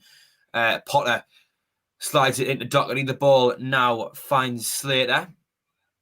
The hold midfielder, giving it to his hold midfield partner, Greg Doherty. Now it's with Jones, who slips it in to there, number 19. That's Potter. Honeyman back there. Potter coming at the box. Good tackle by Bailey Wright, who does well again. And it's a free kick on the edge of Sunderland's box for ourselves. Referee said it was a handball from George Honeyman. Honeyman was, to be fair, down on all fours. Their position Karen's quite familiar with after a tackle. But yeah, hit off his hand. And it's a Sunderland free kick on the edge of our box. We've played 4 of the 9 remaining minutes. Just less than 5 of those left as Lee Burge has this free kick to take on the edge of our own box now. Did you hear her laughing? No. No, I didn't. Just very quickly, BMC 146 says Ron Weasley coming down the line. and I know that's a Harry Potter thing. Oh, well, you're not that old, then, are you? Someone's on the ball. Anyway, speaking of on the ball, Grant Leopard is on the ball. Slips it back to Callum McFadden. Well won by George Honeyman, though. And now Wilkes has it on the right-hand side after McJennings passing it. Coming inside the box now. Nice little chop. Manages to retain the ball on the edge of the box. Greg Doherty has it now. Slips it over towards Potter, but the ball was just got away from a really good bit of pressure from Sunderland in the end after we got caught out. But Dino, it was a little bit of a nervy moment as Wilkes got down on the right-hand side again, wasn't it? Yeah, it's literally just happening on my screen now as we speak. He nipped in. I mean, it was a good tackle by Honeyman on McFadden, I believe it was.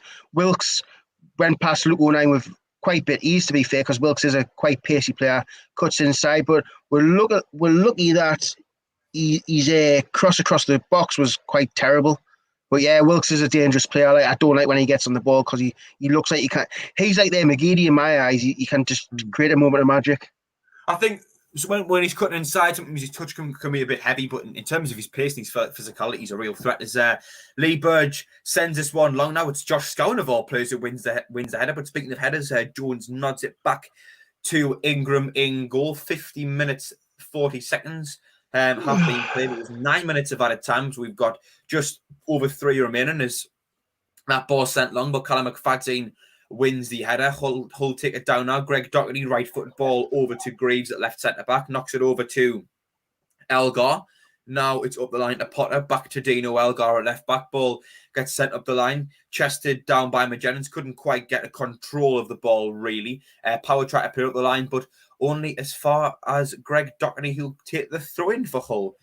He decides to give it to Elgar to take, actually. He could throw it short to Doherty straight away. Looks as if he's decided not to. Might go up the line. He's taking his time, Elgar, considering Hull are behind in this game. Oh, wait, Dino, hurry up. Still not taking it. There we go. He takes it eventually. Short to Potter. Back to Elgar now. He slips it up to McJennings. McJennings over to Coyle at right back. Now it's with Wilkes on the right-hand side. Wilkes, as he always does, cutting under his left foot, delivered the cross, went over everyone and out for a Sunderland goal kick, which Lee Burge will take. If you are just joining us, it's Hull 1, Sunderland 2. There were 9 minutes of added time.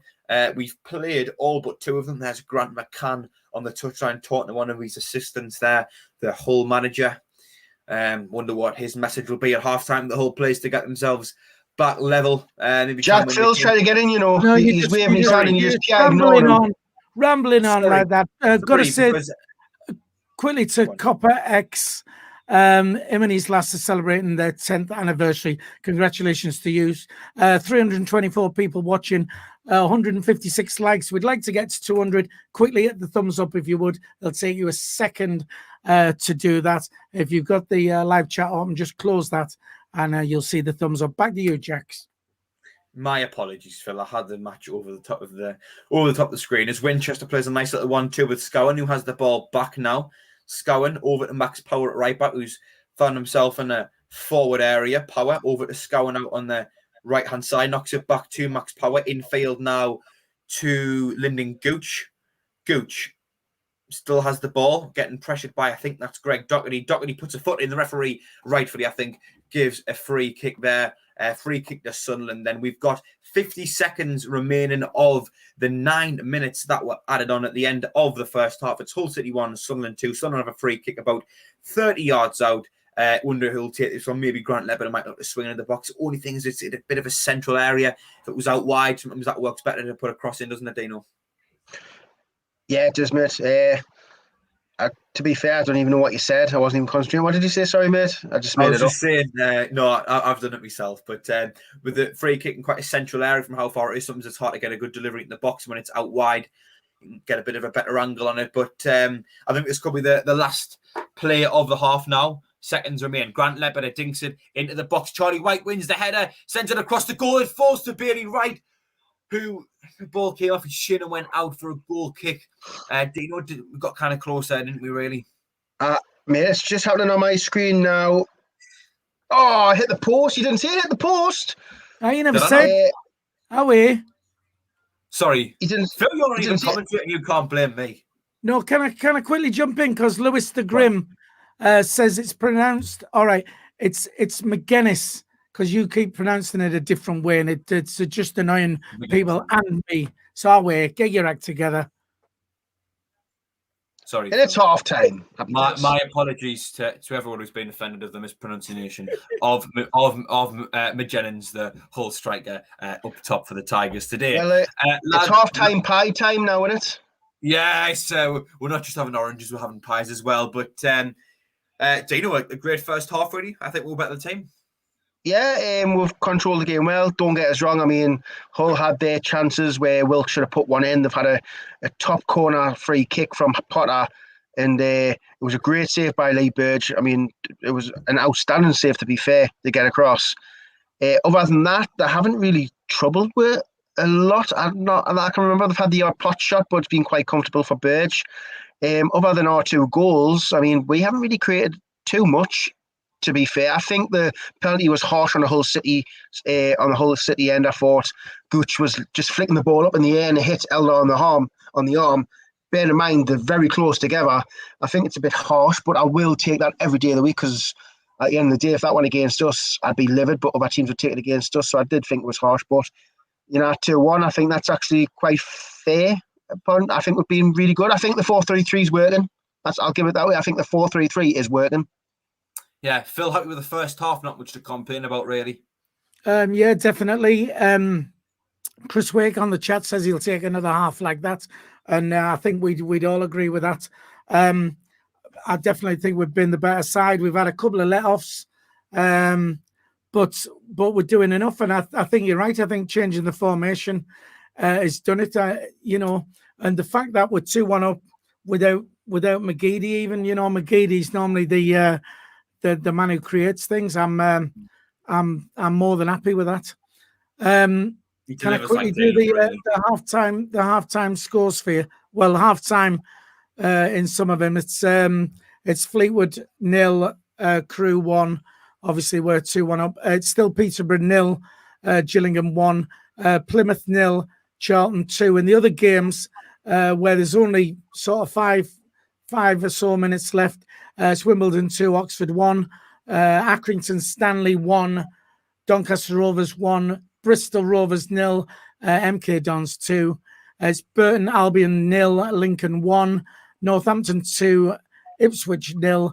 Rochdale are beating Blackpool 1-0. There's 8 minutes left in that.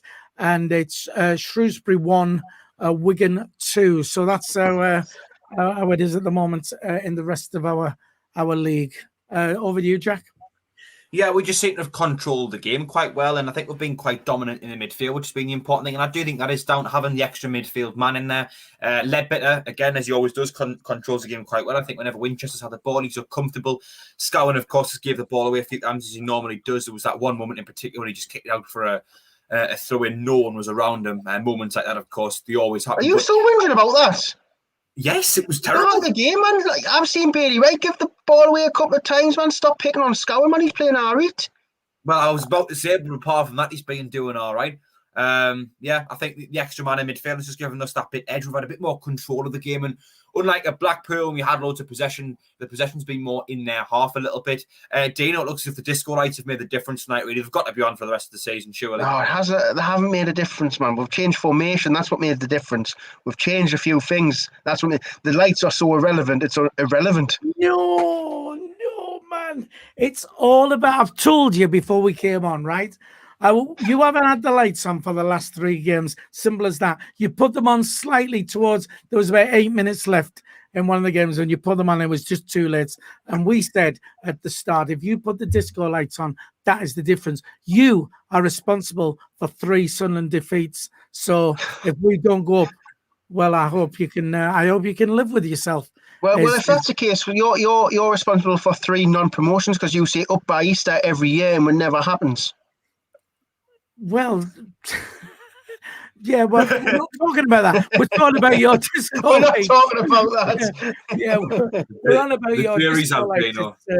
It's as simple as that. Right, swiftly moving on. Yes. Yeah, just very quickly, 315 people watching. If you haven't already, please do give us a like. Just hit that thumbs up button. You might need to close the live chat if you're watching the mobile device to do that as well before you do. So if you haven't already as well, subscribe to the channel. We'll do this for every single game as well as Thursday night, the Sunday Punch, and other things such as the Super League special show we did last night. So if you want to hit the like button and subscribe, it's free to do both of them. Yes, Phil? Seeing as you mentioned the Super League, there's a comment there. 3 against 4. RIP ASL 2021 to 2021. People pulling out a lot now. Apparently, I've heard you do that a lot, Phil. Yeah, well, I have to, don't I? So there you go. The thing is, though, I think the fans should never let the teams forget who done it. I really think they should let the club know how they think, because now they're pulling out to say, oh, we didn't do it. You see, we're here for the fans. No, they've done it because the backlash has been amazing. Like, the backlash has been horrendous on them, on the owners of them clubs, and the fans should never let them forget it. I heard even Ed Woodward's, is it Ed Woodward, who from Man United? I seen that someone said on the comments that he's stepped down as well. I mean, it's one of them where, yeah, you can back out of it. That's only after, you know, the mass movement that's been going on. You know, just about every single football fan on social media really is taking sharing things and stuff like that. And it, you know, it of course, you know, if they're going to pull out, it doesn't take a genius to figure out why, and they still wanted to go ahead with it. So if teams do end up pulling out, we still need to remember who did it. Anyway, lads, obviously that's the Super. Well, actually, on that, dead quickly, that means we can't rely on the Super League happening and for us to go up, because if we lost 6 teams, we could be in the Championship. We can't rely on that now, so it looks like playoffs. Well, there's our plan gone then, isn't it? But of course, we're 2-1 up now, and Peterborough are getting beat 1-0 at home to Gillingham. Dino, automatic promotion. Is it back on? Nah, not for me. Mine's just on the playoffs. Yeah, Hull in that at the minute are getting beat. Hull's getting beat because we're beating them, and Peterborough's getting beat. And I mean, it's just one game. They've still got the other games to play, which I still don't think they'll drop points. I think it's you need a bit of a miracle in a sense that if you want to go top 2, you've literally got to have the best luck in the world. And let's be fair, Sunderland haven't had that luck in any year. Well, after we got beat against Tottenham Hotspur all those years ago, the exact words Gus Poirier uttered were, "I think we need a miracle." And look what happened there. Philly, I see you wanting in. Yeah, just very quickly. I've just seen our first goal for the first time, which I'm quite pleased with. What I will say though, and I know Jack, you'll disagree with this because of the referees union you're in. I think second half. We've got to be careful because we've had a penalty, and you know I've seen it too many times that referees even it up second half. So any chance, even if it's a soft one, there's a chance that Hull could get a penalty. Stop calling Dino names. So the first chance we get for another goal is what we need. Karen's just pointed out on the chat as well. That we're just one person away from 200 likes. We've got 311 people watching. Just hit the thumbs up. Let's get that to 200 and beyond before the end of the stream. And don't forget subscribing. It's free to do so. If you want to subscribe, if you haven't yet, like I say, it's free. Just subscribe to the channel. That will help us out immensely. Sorry, Jack, back to you. Yeah, it's fine, Phil. I mean, automatic promotion. I know where you stand on it now. Is this it, Philly? We're going to win the league. Is Sunderland's going to be the champions of League One this season? As I said before, it's likely now that it's going to be the playoffs. I've never once thought the playoffs are in doubt, right? But I won't give it up until it's mathematically impossible. And as I said earlier, you know, who predicted that we would lose 3 games in a row? We was on a right good run, and you know nobody would have put money on that. Nobody. So why can't it happen to Hull, Peterborough? You know, all right, not even 3 games, but what if we win tonight, Peterborough get beat, and then it happens again on Saturday? Everybody will then be saying, "Well, you know, it's that way, Philly. He was right all along." Well, I'm not bothered. Listen. listen, I'm happy to be right all the time. So, but I'm not saying that. I'm saying it's more likely we will finish in the playoffs. But until it's mathematically impossible, I won't let that go. Dino. Yeah, his iconic finger wag. The wag, where I'm a night out when I'm wagging my finger. I think, I've got in my mind that we're playoffs. And if, say, for example, Philly's right and we somehow manage to win all our games and Peterborough mess up or Hull mess up and we get in the top 2, it's a bonus. But I'm not going to dine out on, we can definitely still get it. Yeah, it's mathematically possible, but doesn't mean you're going to definitely 100% get it. I've got my mind on playoffs. And if it does happen, the miracle happens where we win all our games and one of them slip up, then it's a bonus. And then I'll be buzzing. And then I still will say, Philly, you were wrong because you said up by Easter and it wasn't Easter. So, listen, I don't mind being wrong. I mean, I can say, I can predict tonight and I'd happily be wrong. But I'm not. But the thing is whenever I say up by Easter, I think I would say him at the start of the season. Have got a good enough chance to run away with it. And all right, the up by East has been a little bit of a thing. We did it in the first season, and we've sort of carried it on. And just because it didn't happen, you just want to keep, bringing it up and twisting. Yeah. I'm not twisting it. I'm just saying. So it didn't work. Okay, but we could still, I'll still hang on to it. It's still possible. I don't think top 2 is as far off as people make out. Right? Yes, it's likely the playoffs, but there's another 5 games after this. Is there are 4 games? There's a lot of them. Yeah, and playing teams. I mean, look at Wigan and Northampton. They're fighting for their lives. So these teams where you expect to pick up points this time of the season, it's all different. Just quickly want to mention on the chat before I come off this, Jeff Holcroft, top man says, leave Phil alone, Dino. Right. So just listen to Jeff. Jeff's a very intelligent man, isn't he, Phil? Dino, just make a brief because I want to go through the substance. I was just going to ask you a question. There was a little bit of a debate on Lee Johnson saying that he's been a worse manager than Phil Parkinson because of points per game or whatever. That he's got a less points per game record on Phil Parkinson's.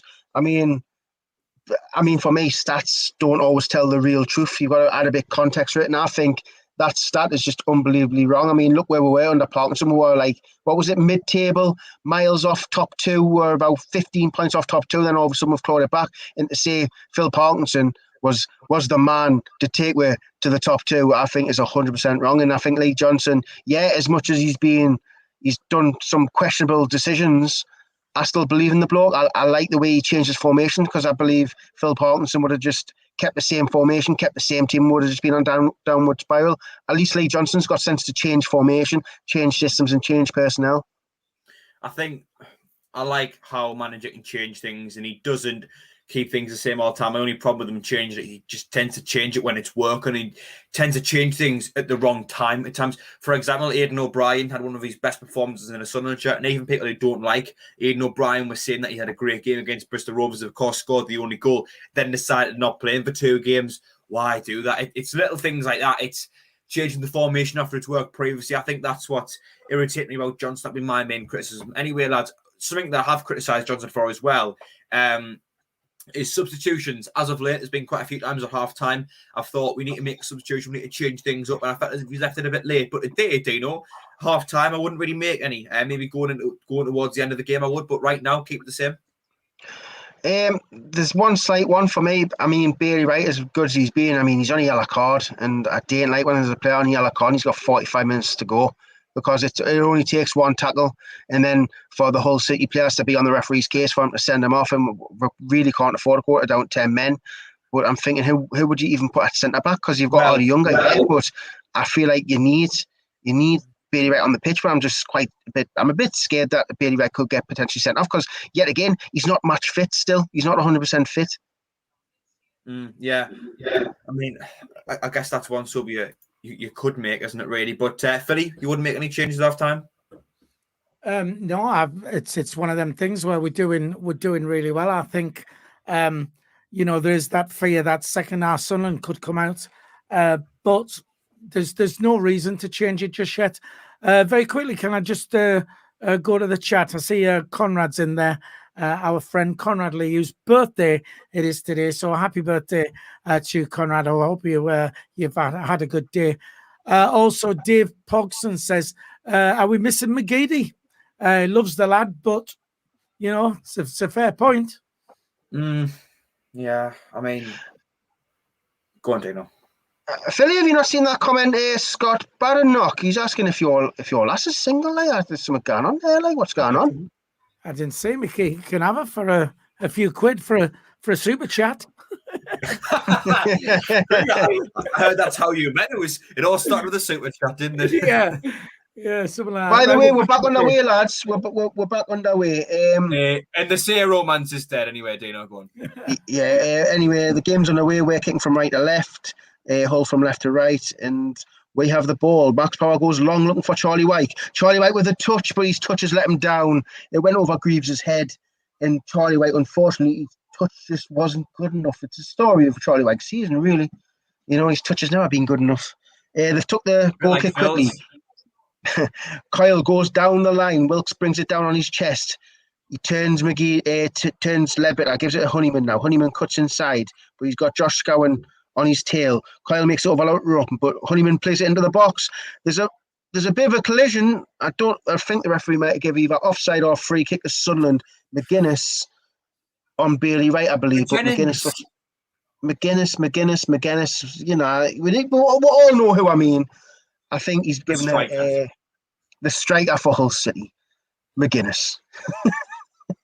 I wouldn't be like to fight McGuinness. You never know.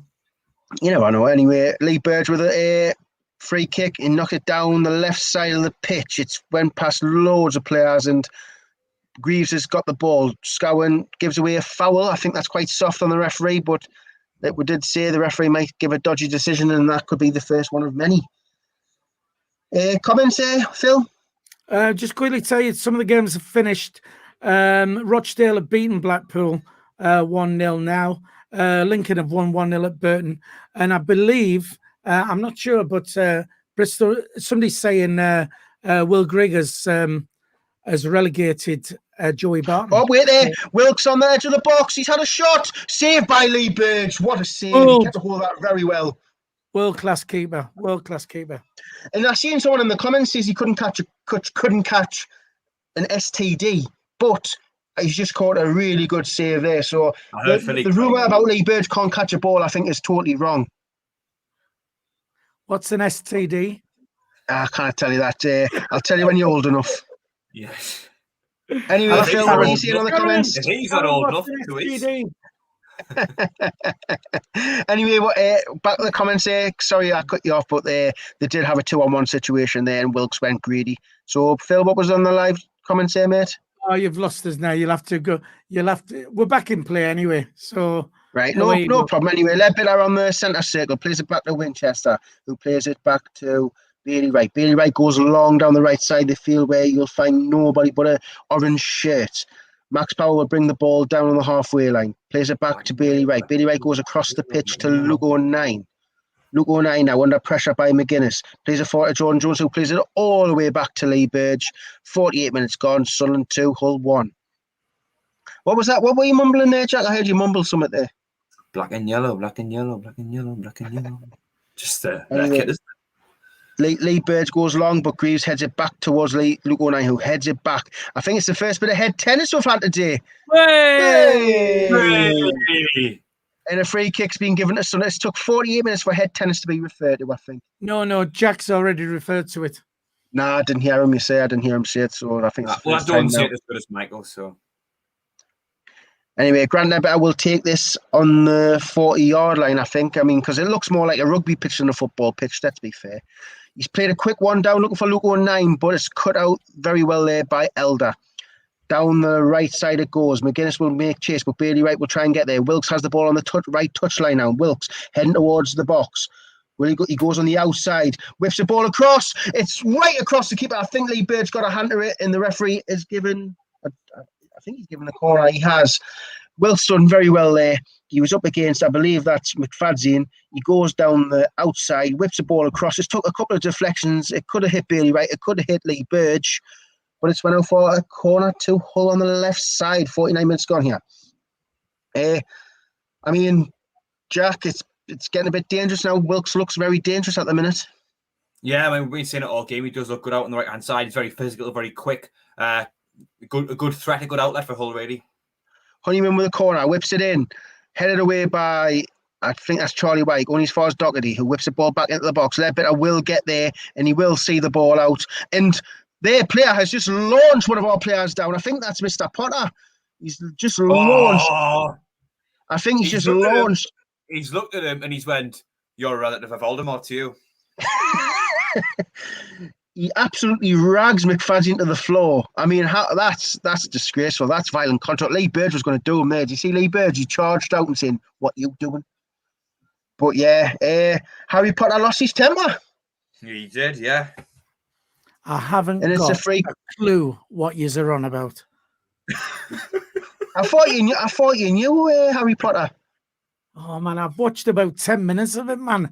Hey man, I bet it's your favourite film. I bet you watch it every night before you go to bed because I'm 27 years old. I don't watch stuff like that. Anyway, Lee Burge with a free kick down the field. It's won by a Hull player, but Luke Conrad wins the second ball. What do you watch? Home and away and that, didn't he? Home and away. I tell you what I'm a big fan of. Bargain Loving Brits in the Sun. Classic show. Anyway, Hull City have it with Greaves now. Greaves passes the halfway line, plays the ball forward to Mr. Potter. Potter gives it out to Elder, who plays a 1-2 with Potter. Elder now down the left side, whips the ball towards the back post towards Wilkes. McFadzean, lovely, comfortable header, knocks it out for a corner on the right side. The Hull City, 51 minutes gone here. Quick comments, Phil? Charlton have just got a fifth goal. They're 5-0 up now away at Plymouth. So we've got to make sure we win. Make sure we cement this playoff place and still push for the top two, which is still mathematically possible. Going to turn back to you, Dino. No problem. I think this is Potter over the ball. I'm not 100% sure, but I think it is. Potter with his hand up, whips the ball in towards the back post where there's two Hull players waiting. It's flicked on by Jones. Greg Dockley will keep this in at the corner flag. Scowen's there to meet him. He plays it back all the way to Potter. Potter will whip it in. It's headed by Jones up in the air. Lee Burge catches the ball, but yet he can't catch a ball. I don't understand that. He's just caught it.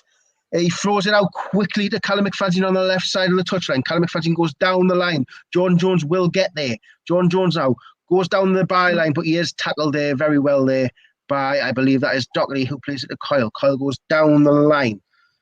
Grant Nebauer will meet it with his head, and it cannot be kept in by Callum McFadzean. It's a throw in there to Hull City. It's taken quickly by Kyle, throws it to Slater.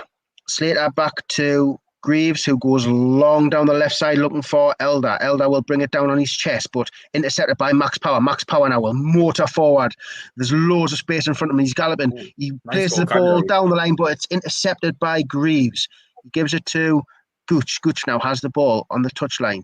Comes inside, but plays it back to Max Power. Max Power will play it inside to Winchester. Winchester does very well with his control and gives it inside as Jones, who gives it forward to Scowen. Scowen out to Gooch again on the right side. Gooch comes inside now.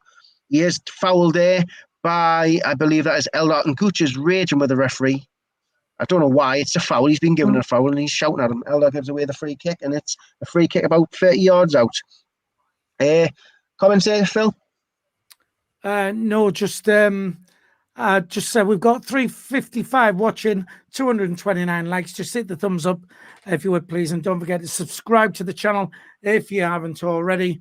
It's free to do so. Back to you, Dino. Free kick. Yeah, free kick. Jordan Jones is over this. Jack, would you make any changes yet?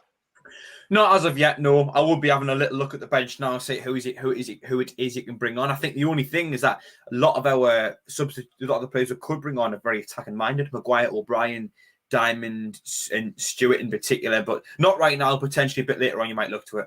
Jones whips it in. Charlie White is met with a header, but it hits off Wilkes, and Wilkes clears it only as far as McFadden, who heads it towards the left side of Bailey White, who flicks it on into the box. But George Honeyman is underneath it and heads it to Kyle. Kyle goes down the line. Grant Ledbetter using all his pace against Wilkes, and he will get there before Wilkes. Grant Ledbetter done very well there to get in front of Wilkes. He used all his pace and power there, Ledbetter. And Honeyman will quickly try and take this, but he mustn't have been running very quickly then. I must admit, Wilkes did have about 20 yards to make up. I'm a big fan of Ledbetter before anyone has a go at us. Just a joke.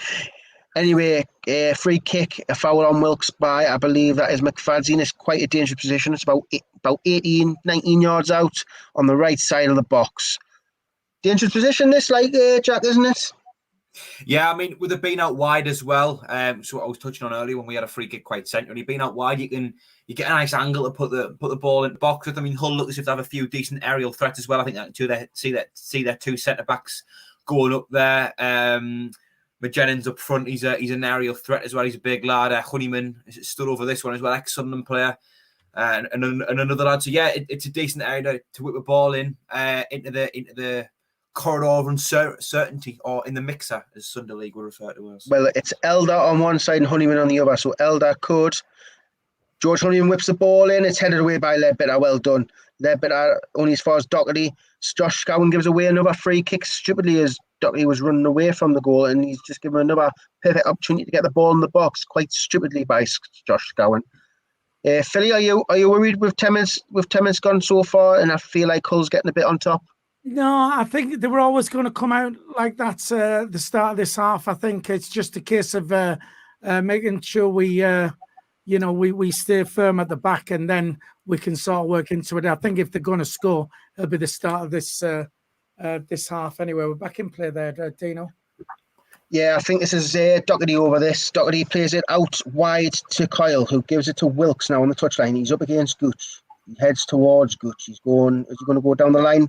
He cuts inside and gives it back to Kyle. Kyle whips the ball in, but it's intercepted by, I believe that's Josh Scowen. It hits off Josh Scowen out for a throw into Hull City. Kyle will take the throw in. It's 56.5 minutes gone here. He gives it to Honeyman. Honeyman to Kyle. Ledbetter tackles him. For another throw in. Anything in the comments, Philly? No. Are you not still in play? Actually, Wilkes plays it at Honeyman. Honeyman across the box. Potter, is it a penalty? No, it's not. It was actually quite close there. Honeyman plays across the box, and Potter did get there. Anyway, Sunderland on their attack here with Carl Winchester on the right side of the pitch. He's under pressure by Greaves. Winchester turns back on himself and plays it to Lyndon Gooch. Lyndon Gooch will switch the ball to Jordan Jones, who brings it down on his knee. Tries to go past Kyle, and Kyle has clipped Jones in the face, and the referee has given a free kick to Sunderland. Anything on the comments there, Philly, since there's a bit of break and play? Yeah, Ian B says he'd like to see Maguire given a few minutes.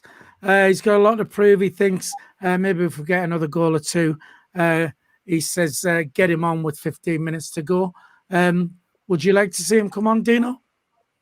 I mean, who would you bring him on for? Because I feel like John Jones is playing okay, and I think Lyndon Gooch is actually playing okay. He's not giving the ball away. Yeah, he's actually go on, Jack. Sorry for interrupting you. I was going to say, I think he's had one of his better games really. I think he did all right against Wigan when he came on. He's a half decent outlet on the right. As much as not much really came of it. He's had, two improved performances recently on the ball. He's not giving the ball away as much. Yeah, he's having a good game. I think the whole team is anyway. Jordan Jones now whips it across to Bailey Wright at the back post, but Elder does very well and flicks it out for a corner to Sunderland. I mean, that was landing straight on Bailey Wright's head, and Elder does very well there, just to flick it over out for a corner on the right side of the pitch where Ledbetter is walking across to take. It's been a very tense game, this, to be fair. I still don't believe we've created a chance in the second half. Anyway, Ledbetter will whip this in. There's loads of movement in the box. Ledbetter whips it into the middle. It's cleared only as far as Jordan Jones. Jordan Jones got Dockley on his backside, but he plays it back to Callum McFadden. Callum McFadden now on the left side plays a forward ball towards Josh Scowen, but it's very well intercepted there by Kyle. And Dockley plays it down the line to Honeyman, who gives it back to Kyle. But I think the referee has given a throw in to Sunderland, which I believe he has. It's a throw in to Sunderland. Callum McFadden will come to take this throw in. Will he do a Michael Bowers throw in? No, he gives it straight to John Jones. John Jones back to Callum McFadden. John Jones plays it to Josh Scowen. Josh Scowen back to John Jones on the touchline, who gives it back to Josh Scowen. It's quite tight area. Josh Scowen inside to McFadden, who gives it back to Scowen, who gives it to Gooch.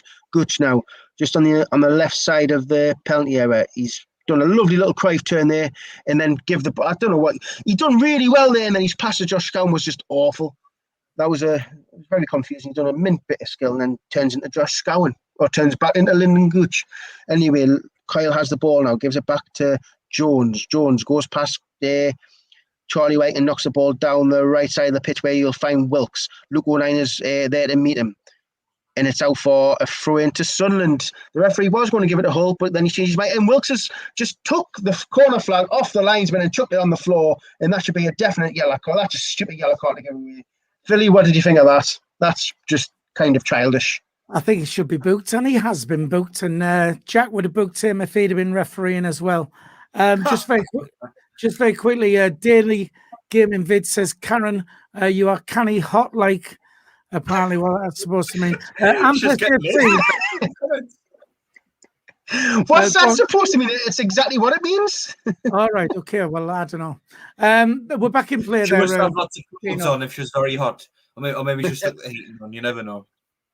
Anyway, Doherty plays it out to Potter on the left side. Potter comes inside, plays it across towards McGuinness, but Luke O'Nine's there to meet it, and he's headed out for a Hull City goal kick, and I believe that might be Bailey Wright on the floor, which is never a good sign because you never want to see Bailey Wright injured. I don't know if he's holding his face or he's holding his arm. I can't tell. Comments there quickly, Philly, if there's any comments. Yeah, Anther CFC says Maguire on for White playing a false 9. XD Archie says he'd like to see Maguire give us some energy. And James Old says Pantillamon's a free agent, apparently. You're not having any. Ball in the box, a bit of a scramble. It's a goal line scramble. It's clear by Sunderland. Hey, that was unbelievable there. Anyway, they're down the right side with Doherty. Doherty now goes to the byline, goes past Power. He comes inside, and Ledbetter's there to meet it. What's that? Doesn't matter. Ledbetter plays it out to Max Power, who finds himself at left back here. Plays it back to Grant Ledbetter. We're trying to play it out from the back. This is very dangerous, but Max Power just hoofs the ball away. And Charlie White does very well to control that. He's held the ball up very well here, Charlie White, and is he fouled there? The referee seems to do not. And Greaves will come away with the ball. He plays it out to Potter, where Bailey Wright nearly gave away a foul. He's got to be careful. He has only a yellow card, but Max Power brings down Potter, but the referee says no foul. Anyway, we're here with Carl Winchester. Carl Winchester gives it back to Lyndon Gooch, who finds himself at right back now. Gooch goes long down the line looking for the run of Charlie White. Jones heads it towards Greaves on the left side of the touchline, where Eldar will keep this in. Eldar tries to go past Scowen, and Scowen says, no, you don't. It's in the centre now with Slater, who plays it across to Greaves. I love it when he does that. Greaves now plays the ball long down the line, looking for Wilkes, where Lee Burge will collect it. And I believe it's time to hand over the commentary to Jack. Oh yes, here we go. Oh, is it? I don't know what minute is it? I don't know. I put it in the chat actually. I worked it out and sent you have a look. Oh, sorry, mate. I've got the team in front of us, so I can't see. So it's 67:30, right? So I've got a couple of minutes left. Thanks for that, Jack, because I'm very crap at maths. Anyway, Sunderland now with the ball down the right side. The only thing you're good at is scoring own goals. I know another thing is good at. Go on. What, eating pies? No, I'll put it. Oh, I wasn't going to say it. So, but if you say so. Anyway, it's down the right side here. Honeyman now charging forward. Plays it to Wilkes. Wilkes goes past McFadden with ease, but McFadden's still there in his face. Wilkes plays the ball towards the back post. It's a header. It's a goal for Hull City. And McGuinness again has won the header, and that was just way too easy. Wilkes again just goes straight past. He gets past Callum McFadden and just floats it in, and it's a free header for McGuinness, and it's 2-2 now. 63, nearly 64 minutes gone. I mean, Wilkes does very well. He just powers past Callum McFadden. But McFadden gets done in far too easy. He may as well not have been there, man. To be fair, and McGuinness is rose above Bailey Wright, and it's 2-2. I mean, whose fault could he? There's always someone just who will fault out someone. It's either McFadden or Lee Burge. It's always the same. I mean, Bailey Wright did get out-jumped. In that scenario, though, McFadden got turned far too easily. He may as well not have been there, really.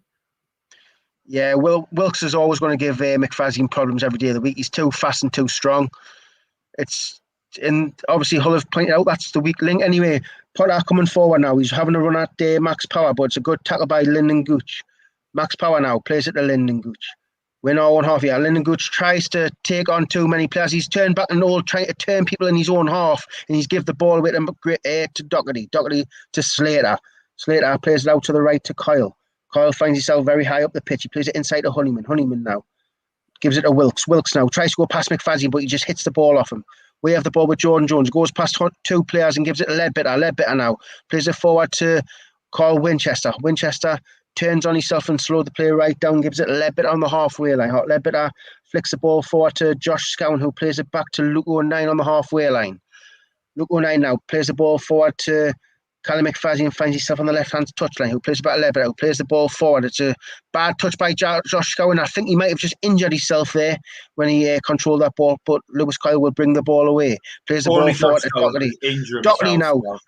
Doherty coming, not Slater now. Slater plays the ball out to the left to Elder. Elder will whip the ball across, only as far as Max Power, who heads the ball up in the air, and Bailey Wright will win the second ball. Flicked on by Lyndon Gooch, who will find Charlie White now. Charlie White is very deep here. He's on the left side of the touchline. He flicks it off Elder, and it's a throw into Sunderland with 66 minutes gone. Josh Scowen is hobbling. I think he might have pulled his hamstring there. Comments there, Phil? No, I just want to say, do you not think we've sort of sat back when we've come out second half instead of sort of having a go, and that's why they've got the goal? I just think it was they've just pinpointed Wilkes can get at McFadden at any point of the game and can get past him with ease, and he's just faster and stronger, and it's actually... Go on, Jack. You mean what? No, go on. You interrupted. You might go. If you weren't finished, it's fine. I was going to say, I mean, it's what they've been doing all game. I think they've probably done the homework and realised Callum McFadden cannot really defend. And they've thought play out Wilkes. He's a good outlet. He's got plenty of pace. He's a good athlete. And it's paid off for them. And it's not the first time that they've had some success through using Wilkes. And McFadden, he may as well not have been there. And then as soon as he turned, the pace, there was only going to be one place that ball was going, and that was into the box. And obviously the McJennings does well to win the header. Yeah, anyway, Hull have the ball just outside the area with Greaves. Greaves now. We're not even pressing them from the front. I mean, Greaves has just brought it nearly to the centre circle. He goes along towards Wilkes. Again, Wilkes seems to be the outlet here. They've recognised that he's there, that McFadden's the weak link, and they just keep playing it over towards him. Anyway, McFadden with a throw-in. Throws it to Luke O'Neill. Luke O'Neill now plays the ball down the line looking for Josh Scowen, but it's headed away by Slater to Honeyman. Honeyman now goes on the outside, gives it to Wilkes now. Wilkes heading towards the box. He plays with the outside of his foot, but it's deflected, and it's as far as Winchester. Winchester now. He's got Doherty on his case. He gives it to Powell, gives it to Ledbetter. Ledbetter under pressure by Honeyman. But he's played it, we've somehow find it out on the left side with Jordan Jones now. Jordan Jones, he's running at Kyle. Comes inside now, plays it inside to Lyndon Gooch. Lyndon Gooch looking for a shot. He's had a shot, and it's just past the right-hand post. And anyway, it's time to swap commentators. Jack, take it away. Yes, well, 68 minutes and 4 seconds have been played. Lyndon Gooch just dragging that shot just wide of the post there. I think the keeper would have had it covered anyway. Hull City 2, Sunderland AFC 2. Now, as Hull are back in play, it is that. Well, I'll have to get the Hull players back up again while I'm commentating. Anyway, Honeyman's able to win the flick on now, and McJennings trying to win the ball, but Billy Wright gets there first. Winchester picks the ball up, knocks it over towards Lyndon Gooch on the right-hand side, back to Carl Winchester in the middle, back to Bailey Wright at right centre-back, just forward to Josh Scowen on the halfway line. Now it's with Max Power at right back. Back to Bailey Wright, Conrad's favourite line there, of course, over to Luke O'Nien out left centre-back, who takes it forward his right foot, bringing the ball just over the halfway line. Slides it into Jordan Jones, back to Luke O'Nien, upfield now to Josh Scowen, who loses the ball over towards Callum McFadzean now. Back to Jordan Jones, keeps the ball in. Jones running inside. It goes past Wilkes, goes past Doherty, slips it over to Carl Winchester towards the right-hand side. Looked to play a clever pass, but unfortunately didn't come off, and Hull come away with the ball. Ledbetter isn't able to stop Doherty, who still has the ball now in centre midfield, left-footed. Ball looks to cross over the field. Callum McFadzean looks to head it back to Burge, and a simple header back to the keeper made difficult there by Callum McFadzean, but not to worry. Burge has got it and plays it short. Luke O'Nien, left-footed ball over to Bailey Wright. Left-footed pass over to Max Power right back, whose touch takes him towards Sunderland's goal. Back to Bailey Wright now.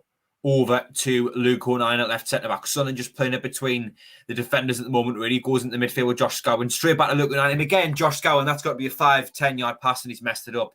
Not to worry, Luke O'Nien's got the ball. That's simple stuff, man. How is Bailey Wright has the ball. Now he finds Grant Ledbetter back to Bailey Wright. Over to Luke O'Nien at left centre-back. O'Nien carrying the ball forward now. Over to Callum McFadzean at left-back. O'Nien's got himself relatively far up the pitch for a centre-back. He plays it infield to Carl Winchester. Just plays it back to Bailey Wright. We're just playing between the defenders at the moment, really. We can't really break through. Over towards Grant Ledbetter towards the right. Ledbetter over to Max Power at right-back. Power back to Bailey Wright. Not much pressure from the Hull forwards at the moment, as now the ball finds Luke O'Nien at left centre-back, just carrying the ball over the halfway line. Finds Callum McFadzean straight back to Luke O'Nien, though. Into Carl Winchester now, knocks it back to Luke O'Nien, who has lost the ball there. It was well won by Greg Doherty there, who's survived despite Carl Winchester's challenging. Greg Doherty's come down on the right-hand side up against Bailey Wright, takes a shot blocked by Bailey Wright as Carl Winchester picks the ball up now. Could Sunderland get forward and capitalise on this? No. Taking our time as per. Over to what we're doing? On the left-hand side, we had a decent opportunity to attack there. Didn't really get at them. And Greg Doherty comes storming at Jordan Jones. The referee gives the free kick about 15 yards inside Sunderland's half. Just a touch over towards the left-hand side. Luke O'Nien looking to take this. Just to adjust his sock before he does so. It was quite disappointing, Dean. I could see you talking about it. Yeah, Winchester coming forward with the ball. We've got a counter-attack on, then we've got players forward, we can counter-attack. And he just stopped. He stopped in the middle of the pitch and went to play the ball backwards. Why? Well, Sunderland are making some substitutions anyway. Aidan O'Brien and Jack Diamond coming on as Grant Ledbetter and Carl Winchester make way. So O'Brien and Diamond, two quite forward players, coming off for some midfielders there in Ledbetter and Winchester. Interesting to see what formation we go with now, really. Who's going to play in the middle? We might change things up entirely. You never know. We're back in play anyway as Charlie White heads it down, looks to find Jack Diamond. Misplaced pass, though. Again, simple stuff done wrong. Hull City will take this throw in. Probably Elgar out on the left-hand side. A relative of Dino's. Maybe it's Dino himself. He's doing commentary on these play tonight. What a fantastic job. Throw in to be taken now. Taking his time. Slater runs over for it. He's got a few players to aim for. It goes up the line now. Potter chests it down to Greg Doherty. Back to Elgar. Now it's sent long by Slater to up the left-hand side. Bailey Wright gets there. Knocks it back to Lee Bird just inside his own box. Over to Luke O'Nien. Still in the box for Sunderland. Just takes it out. Over towards Callum McFadzean at left-back. McFadzean up the line to Jordan Jones, who tries to turn George Honeyman. But Louis Coyle, the right-back. They look very similar. Coyle read him, though, well. And Hull have the ball back now with Jones, who knocks it back to Ingram in goal.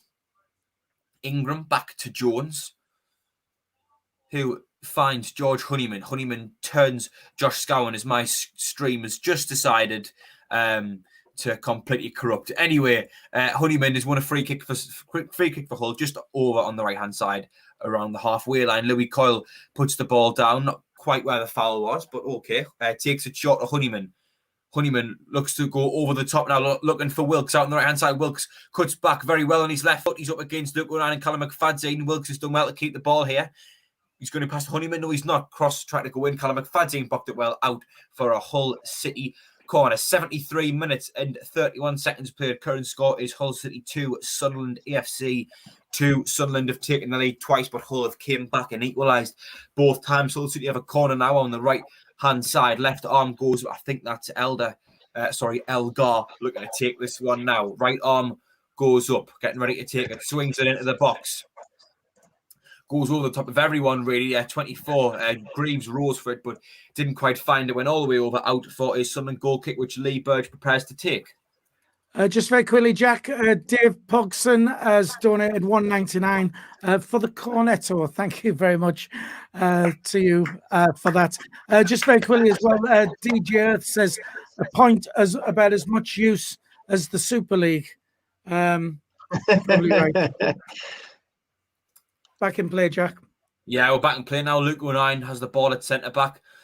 Passes it over to Bailey Wright. How many times we're saying this? Just the defence playing it between each other. Slides it over to Max Power. Lyndon Gooch out on the touchline now, who looks to drive and field. Looks as if Max Powers went into the centre and Gooch is taking his place over on the right-hand side. Maybe as a wing-back, maybe as a right-back. I'm not entirely sure. Good defending, though, actually, from Greaves there, who managed to stop Aidan O'Brien getting a touch on the ball out for a Hull goal kick, which Ingram takes relatively quickly, slides it over to Coyle at right-back. Coyle plays it up the line, looking for Honeyman, who's came out wide. Now it's Wilkes, back to Honeyman. Honeyman carrying it over the halfway line. Looks to play that ball across the field. Gooch intercepts it, knocks it back to Lee Burge, who drives the ball over towards our right-hand side. But unfortunately, there's absolutely nobody there, out for a Hull throw-in, which Elder will look to take. But just before we do that, looks as if we could be seeing some more substitutions. Yes, we are. I believe it's for Hull City at the moment, as number 25 looks to be coming off. That is... Oh, no, it's for Sunderland, actually. Callum McFadden coming off for Denver Hume. Dino, I'm quite happy to see that change, in all honesty. Yeah, I think Denver Hume's got a bit more pace about him. He might probably be stronger than Callum McFadden as well. Hopefully, he can quieten Wilkes, because at the minute, Wilkes just seems to be getting the ball all the time. Yeah, he's had another poor game tonight, Callum McFadden. But it's a Sunderland goal kick at the moment. Bailey Wright did well to see that one out there. Lee Burge looked to take this. Yeah, happy to see Hume. I just think he's a better player than Callum McFadden, to be completely honest. But Burge takes this one short. Luke O'Nien, who was just stood to his left. O'Nien knocks it into the midfield. Now with Scowen back to Luke O'Nien. Over to Bailey Wright at right centre-back. Back to Luke O'Nien. It's been a common theme over the last 10-15 minutes or so. Feeds it into Jordan Jones. Luke O'Nien is back on the overlap, ever so slightly taking it over the halfway line. Looks to play a forward ball, but O'Brien can't quite get there. Hull answer. Now Wilkes has the ball out on the right-hand side. He's got Hume and O'Nien to get past. O'Nien does well to win the ball. Honeyman comes in with a tackle out for a Sunderland throw-in. The Hull coach actually tried to take the ball away from Hume, not let him take the throw-in, but Hume's got it, and it's been taken. Honeyman putting a bit of pressure on Hume, isn't able to do anything. Those O'Nien passes it over to Bailey Wright.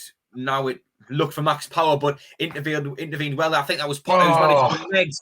Max Power in the process. Potter coming into the box now, takes a shot.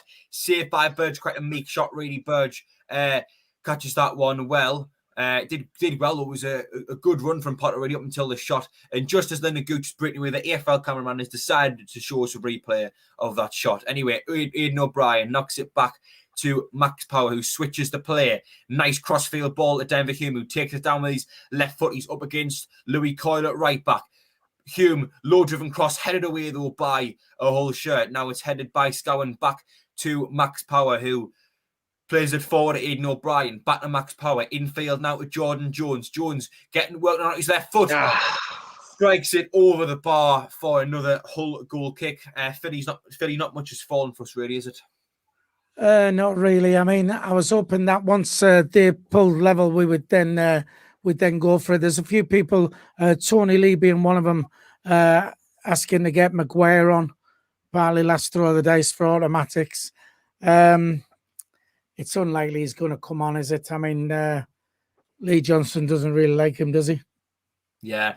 I don't think he's his type of player. I think he likes certain things from his attackers, and I don't think Chris Maguire brings that. But just as we speak, Hull City have won a free kick out on the left-hand side. Elder was fouled by Jack Diamond. He just came in a little bit late there, Diamond, and Elder passed the ball off. Free kick to Hull now in the left-back area in their own half, which Elder takes short to Slater.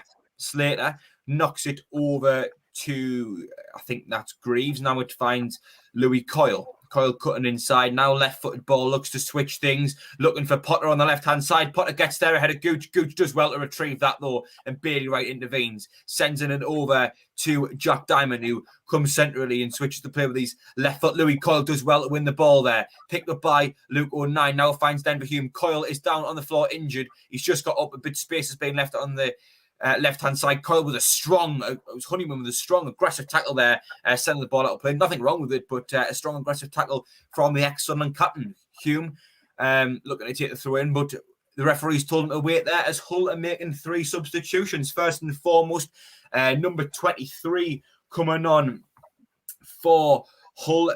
That is White. White is coming on for Hull along with number 20, Crowley, and number 6, Smallwood. Coming off is Slater, Lewis Potter, and George Honeyman for the Tigers. So Hull, I think, making their first 3 subs of the game, then looking to maybe see Jack, Phil one's in. Maybe just go in there, get the win. Go on, Phil.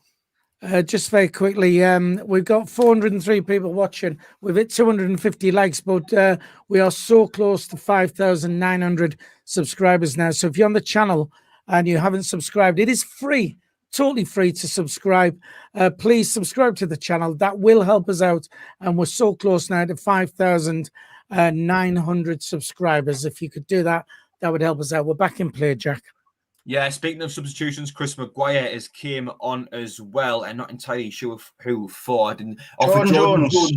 Jordan Jones just came off. So Johnson has decided to bring Maguire on. I think I would have liked to see him do it in the last game, but he's brought him on here. Hopefully he can nick us the win as he tends to do. So anyway, Luke O'Neill has it now, plays it to Josh Scowen. Now it finds Denver Hume at left back, slides it forward, looking for Charlie Wagg down the flank. Well intervened there by the Hull City centre-back. That was Jones there, sending an out of play for a throw-in on the left-hand side. Denver Hume to take this one then. About 5 yards behind the corner flag. Hume short to Chris Maguire. Maguire does well to keep the ball. A couple of players thought it went out, but doesn't quite do so. Chris Maguire, nice little chop, sends it to Denver Hume up against Louis Coyle. Hume still got the ball. Back to Chris Maguire. Sends it into the box, looking for the head of Aidan O'Brien. Couldn't quite do so as Hull have the ball now. I think that's the number 20 who came on in midfield as the ball gets cleared now down our left-hand side, but only Bailey Wright is there to pick it up. Knocks it back to Lee Burge as Regan Slaters came off for Richard Smallwood as well. Chris Maguire now battling on the left-hand side, trying to find the ball, but Coyle is the only man to get it. Sends it up the line, out for another Sunderland throw-in. If you are just joining us, it is Hull City 2, Sunderland 2, 81 minutes, 37 seconds have been played. Sunderland with the ball on the left-hand side. Denver Hume, Josh Scowen, back to Luke O'Neill at left centre-back. Forward to Max Power, knocks it back to Bailey Wright. Now it's with Max Power over to Lyndon Gooch out on the right-hand side. Gooch cuts inside. Looking for another pass over to Luke O'Neill. Forward and left to Denver Hume out on the wing. Hume cutting inside now. Switches the players. My streams just went dodgy yet again. I think he's looking for Chris Maguire. I can't tell you what's happening in my streams. Went all fuzzy. Jack Diamond has the ball out on the right-hand side. Beats that number 6. Looks across it in the box. Only Coyle is able to get it as he hooks it away. O'Neill couldn't quite win it. He does get the ball eventually. Sends up the line. Looking for Denver Hume. Hume's touch just took it away from him as the ball gets sent up the line again. But it's went out for a throw. That's happening on Jack. That's happening on everybody's screen where it goes pixelated and stuff like that. So don't worry about that. We're back in play anyway. Yeah, Bailey Wright over to Max Power now on the right hand side. Power just coming into Hull's half. Nice little turn to send the Hull play the wrong way into Aidan O'Brien. Back to Max Power, who plays a lofted ball looking for the head of Charlie White. It's headed down by Greaves, and Maguire couldn't quite get a foot on the ball. And Greg Doherty doing very well now, driving through the middle, coming into our final third. Now he's up against Luke O'Neill. Again, the stream's cut out in a vital moment. I think he's coming into the box. Can't really tell you what's happening, unfortunately. But it's out now. I think it's for a Hull City corner. But what I did see, Greg Doherty drove through the midfield very well. That's why we should have signed him, really. He looks like a real great centre midfielder, box-to-box type player. Anyway, it looks as if it's going to be either a throw-in or a corner. I think Eldar is going to be taking the corner for Hull City. Dino to take this one then. Out on Well, the it'll be a great ball. It'll be a great ball in then because I only do great balls. He's went short actually, at number 20, who swings it into the box, looking for the head of Greaves, only out for a Sunderland goal kick though, which Lee Burge will look to take as usual. Burge puts the ball down, knocks it to Luke O'Nien. 83 minutes, 56 seconds on the clock. O'Nien over to Denver Hume. Inside now. Phil, is that you wanting in? No, it's not me wanting in. I'm just carry on. Sorry, I'm having to go off audio. I can't see us at the moment. There's Scowen has it now. Scowen over to Bailey Wright. Now it's with Luke O'Nien. Over to Denver Hume out on the left-hand side. Hume threads it into Chris Maguire, just in field. Maguire tries to beat Coyle, but Coyle puts a foot in out for a throw-in on the left-hand side. Maguire lets Denver Hume take this one. Hume back to Luke O'Nien, into Denver Hume now. Hume finds Luke O'Nien, who plays it over to Bailey Wright in the centre circle. Hume into Power, back to Bailey Wright on the halfway line, back to Luke O'Nien, over into Chris Maguire now, back to Luke O'Nien, trying to find another forward pass if he can. He decided to switch it and looks like a half-decent ball. It is. Gooch takes it down on the right-hand side, running at Elgar, cuts inside on his left. Elgar does well to show him off, and it's cleared away by, I think that was Graves who cut in there. Scowen chips it over to Jack Diamond on the right-hand side. Diamond cutting inside now. Well won by Greg Doherty. The ball finds Max. How's he get a free kick there, man? Send it into the box, and the referee has given a free kick, I think, to Hull. Philly, what's happening on the chat? Well, people are saying Charlton got a 6. They're 6-0 up. Peterborough are now in injury time and still getting beat off Gillingham. So if we can grab a late one here, that'd be a fantastic result. I don't know. It's we're hanging on, but either side just could nick it at the end. 422. Watching now. Don't forget, if you're not subscribed, please do so. It's free to do so, and that will help out the channel. Back to you, Jack. We're back in play. Yeah, it's the Hull goalkeeper now. It's ready to take this one. Ingram sends it long with his left foot, looking for the head of Jennings, but it is Chris Maguire who clears it. But the referee's given another free kick. Apparently, he saw something. So just a touch over towards the right hand side, about 30 yards from goal. Hull City have a free kick to take. George Honeyman or Elder Dino look to be taking this one as per. Referee just having a little word with Luke O'Nien before he sends him back to his position. Referee going over where the free kick's going to be taken down, putting the spray down. Elder is stood over this one now towards the right-hand side. Nice area for a left footer to be on, really. Dino could be a potentially dangerous situation for ourselves. Yeah, they've got some tall men as well. The last couple of free kicks they've played it short. But I mean, I can already see a Hull player at back post. Looks like Jones or Greaves. Look at him. He's got the run on whoever that is at the back post. Yeah, we could maybe do with an extra man back, really, just to keep an eye on him anyway. Eldar does take it, looks towards that man at the back post, who just about manages to get a foot on it. It was there, number 15, that was Jones, the centre-half. But fortunately for us, unfortunately for Hull, couldn't quite keep it in, and it's a Sunderland goal kick. Lee Bird looks to take it quickly, sends it to Bailey Wright at right centre-back. Right. Say right again. Switches it now. Looking for Denver Hume. Hume looks to play the first time ball, but Coyle intercepts it again and accidentally runs the ball out of play. Denver Hume will pick this one up now. Hume to Luke O'Nien. Now it's with Bailey Wright. Over to Luke O'Nien again at left centre back, carrying the ball just over the halfway line. Now it's with Denver Hume. Trying to cut inside, couldn't quite do so. Now it finds Luke O'Nien. Josh Scowen has the ball just over the halfway line. Scowen turns his man well. Passes it over to Denver Hume out on the left. He's got Chris Maguire further on his left. Hume slips it into the box where Aidan O'Brien has the ball. He's got Scowen and Maguire to aim for. He knocks it to Scowen now to Chris Maguire as his screens went dodgy again. Couldn't tell you what's happening at the moment. Wait, players went down for Sunderland, but Hull come away with the ball.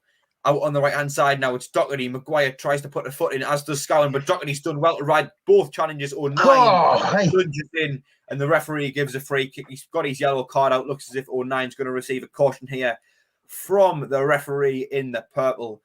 He's bringing him over for a chat. But that Greg Doherty, that's a couple of times seen, who just drove through our midfield. See, we don't have a midfielder like that. Like, this is what I want to see from a centre midfielder. Look, he's just went past 3 players with ease. And, like, if that was our midfielder, he would have just stopped and passed it sideways or backwards. I mean, this is why we need a centre midfielder like that. We've got no one who can actually do something like that. And that can be the difference between going up and going down, a midfielder who can do stuff like that. And that's what makes Hull versatile in attack, because whereas we can only really go down the wings, if we had a centre midfielder like that, instead of the likes of Scowen, Ledbetter, Power, then we would have a different option to go through the middle. But we've always got to go out wide, unfortunately, because we don't have anyone through the middle. But play like Greg Doherty can just drive that ball through. I think another good example is Scott Fraser. But Elder looks to take this free kick then out on the right-hand side, delivers it into the box. Flicked on by Lee Burge there. And what's that? A Lee Burge catch. He caught the ball again. Still has the ball, Lee Burge in his hands. Throws it short to Luke O'Nien. Over to Denver Hume at left back now. Hume, nice little turn, knocks it back to Luke O'Nien. Into Josh Scowen now. Back to Luke O'Nien. Over to Bailey Wright. Right, left-footed ball over to Lyndon Gooch out on the right-hand side. Back into Max Power now. Power, lofted ball, looking for Aidan O'Brien, who does take it down out on the right-hand side, knocks it back to Jack Diamond, putting it on his left foot, trying to put a cross in, only headed away by a Hull defender. Scowen feeds it into Aidan O'Brien, knocks it over to Lyndon Gooch on the right-hand side. Gooch delivers a ball. O'Brien's head is saved by Ingram. That was a well-placed header, really, Dino, from O'Brien, considering he saw it late. Yeah, good save. Good ball in as well. I mean, Lyndon Gooch just gets there before Elder whips it in. It took a deflection, but O'Brien with a free header, it's actually quite comfortable for the keeper. That's straight at him, but corner, mate. Yeah, Chris Maguire on the right-hand side to take this corner. Delivers it with his right foot, looking for Aidan O'Brien. Ball only away by a Hull defender. Scowen picks up on the edge and spreads it over to Chris Maguire, of course, in typical Josh Scowen fashion, makes it difficult for Maguire to take it down. O'Brien heads it off the crossbar, headed back in by Bailey Wright, but only out for a Hull goal kick. Dino, twice we got close to goal there, Dino. It was, and I love the fact you dug out Scowen for his pass to Maguire, but at the end of the day, he still made the pass. The pass was accurate to hit Maguire, so stop digging him out. I know, but it made it difficult for him to control it. I know, Phil, you want him? Yeah, just a quick shout out to all the Hull City fans we've got on the stream now. Lots of them joining us. I hope you're enjoying the commentary. Back to you, Jack. Yeah, Dino, I just think his pass made it difficult for Maguire to control, and it's an extra task. If that pass had just been played in a normal way, he could have put it into the box a bit earlier. But Chris Maguire does deliver across into the box. It falls to Luke O'Nien, but it's only out. It's not. The referee blows his whistle for a Hull free kick inside their box. So, Jack, put it this way, right? If he plays that along the floor and he gets intercepted, then go on the counter attack and score, you'll say, why didn't you put it in the air? You put it in the air and you still complain. It's like not Josh Scowen can't do no right. It's everything he does is wrong.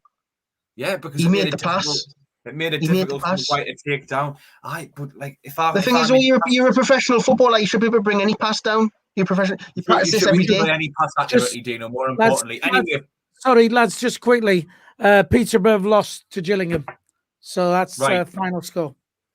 We are currently in the 93rd minute, but there's been no news of added time, I don't believe. I've seen 4 minutes. Someone's typed in the comments 4 minutes. Well, there you go then. Chris Maguire looks to head it centrally, but Hull come away with the ball. Luke O'Nien is there to answer it. Ball into no one, though, as Hull City pick the ball up. Look to build attack now with Potter down the left-hand side, running at Bailey Wright again. My stream has went a bit dodgy, so I couldn't really tell you what's happening at the moment. Hull have the ball. Maguire intercepts it well, goes over the halfway line now, picked up by Jones at right centre back for Hull. Jones sending it down the line, looking for McJennings. Bailey Wright flicks it into the path of Potter. Luke O'Nien's able to get it though, passes it back to Lee Burge, but he did it with his foot, so Burge had to clear it. out towards Hull's left-hand side, where Elder picks it up, throws it up the line to Potter, who takes it down well. He's got up against Gooch and Jack Diamond, knocks it back to Elder. Now it's with their number 6, I believe, into Potter again. Slides it at the path of Elder, who crosses it across the box, but Lyndon Gooch, Jack Diamond, did well to get a foot on that. Foot went through. Lee Burge throws it in Josh Scowen. 93 minutes, 45 seconds played. Scowen over to Chris Maguire on the left-hand side. Denver Hume has the ball now. Sunderland trying to build an attack. This could be our last chance. Hume looks to deliver it in the box. A poor ball as it's cleared away. Only as far as Jack Diamond.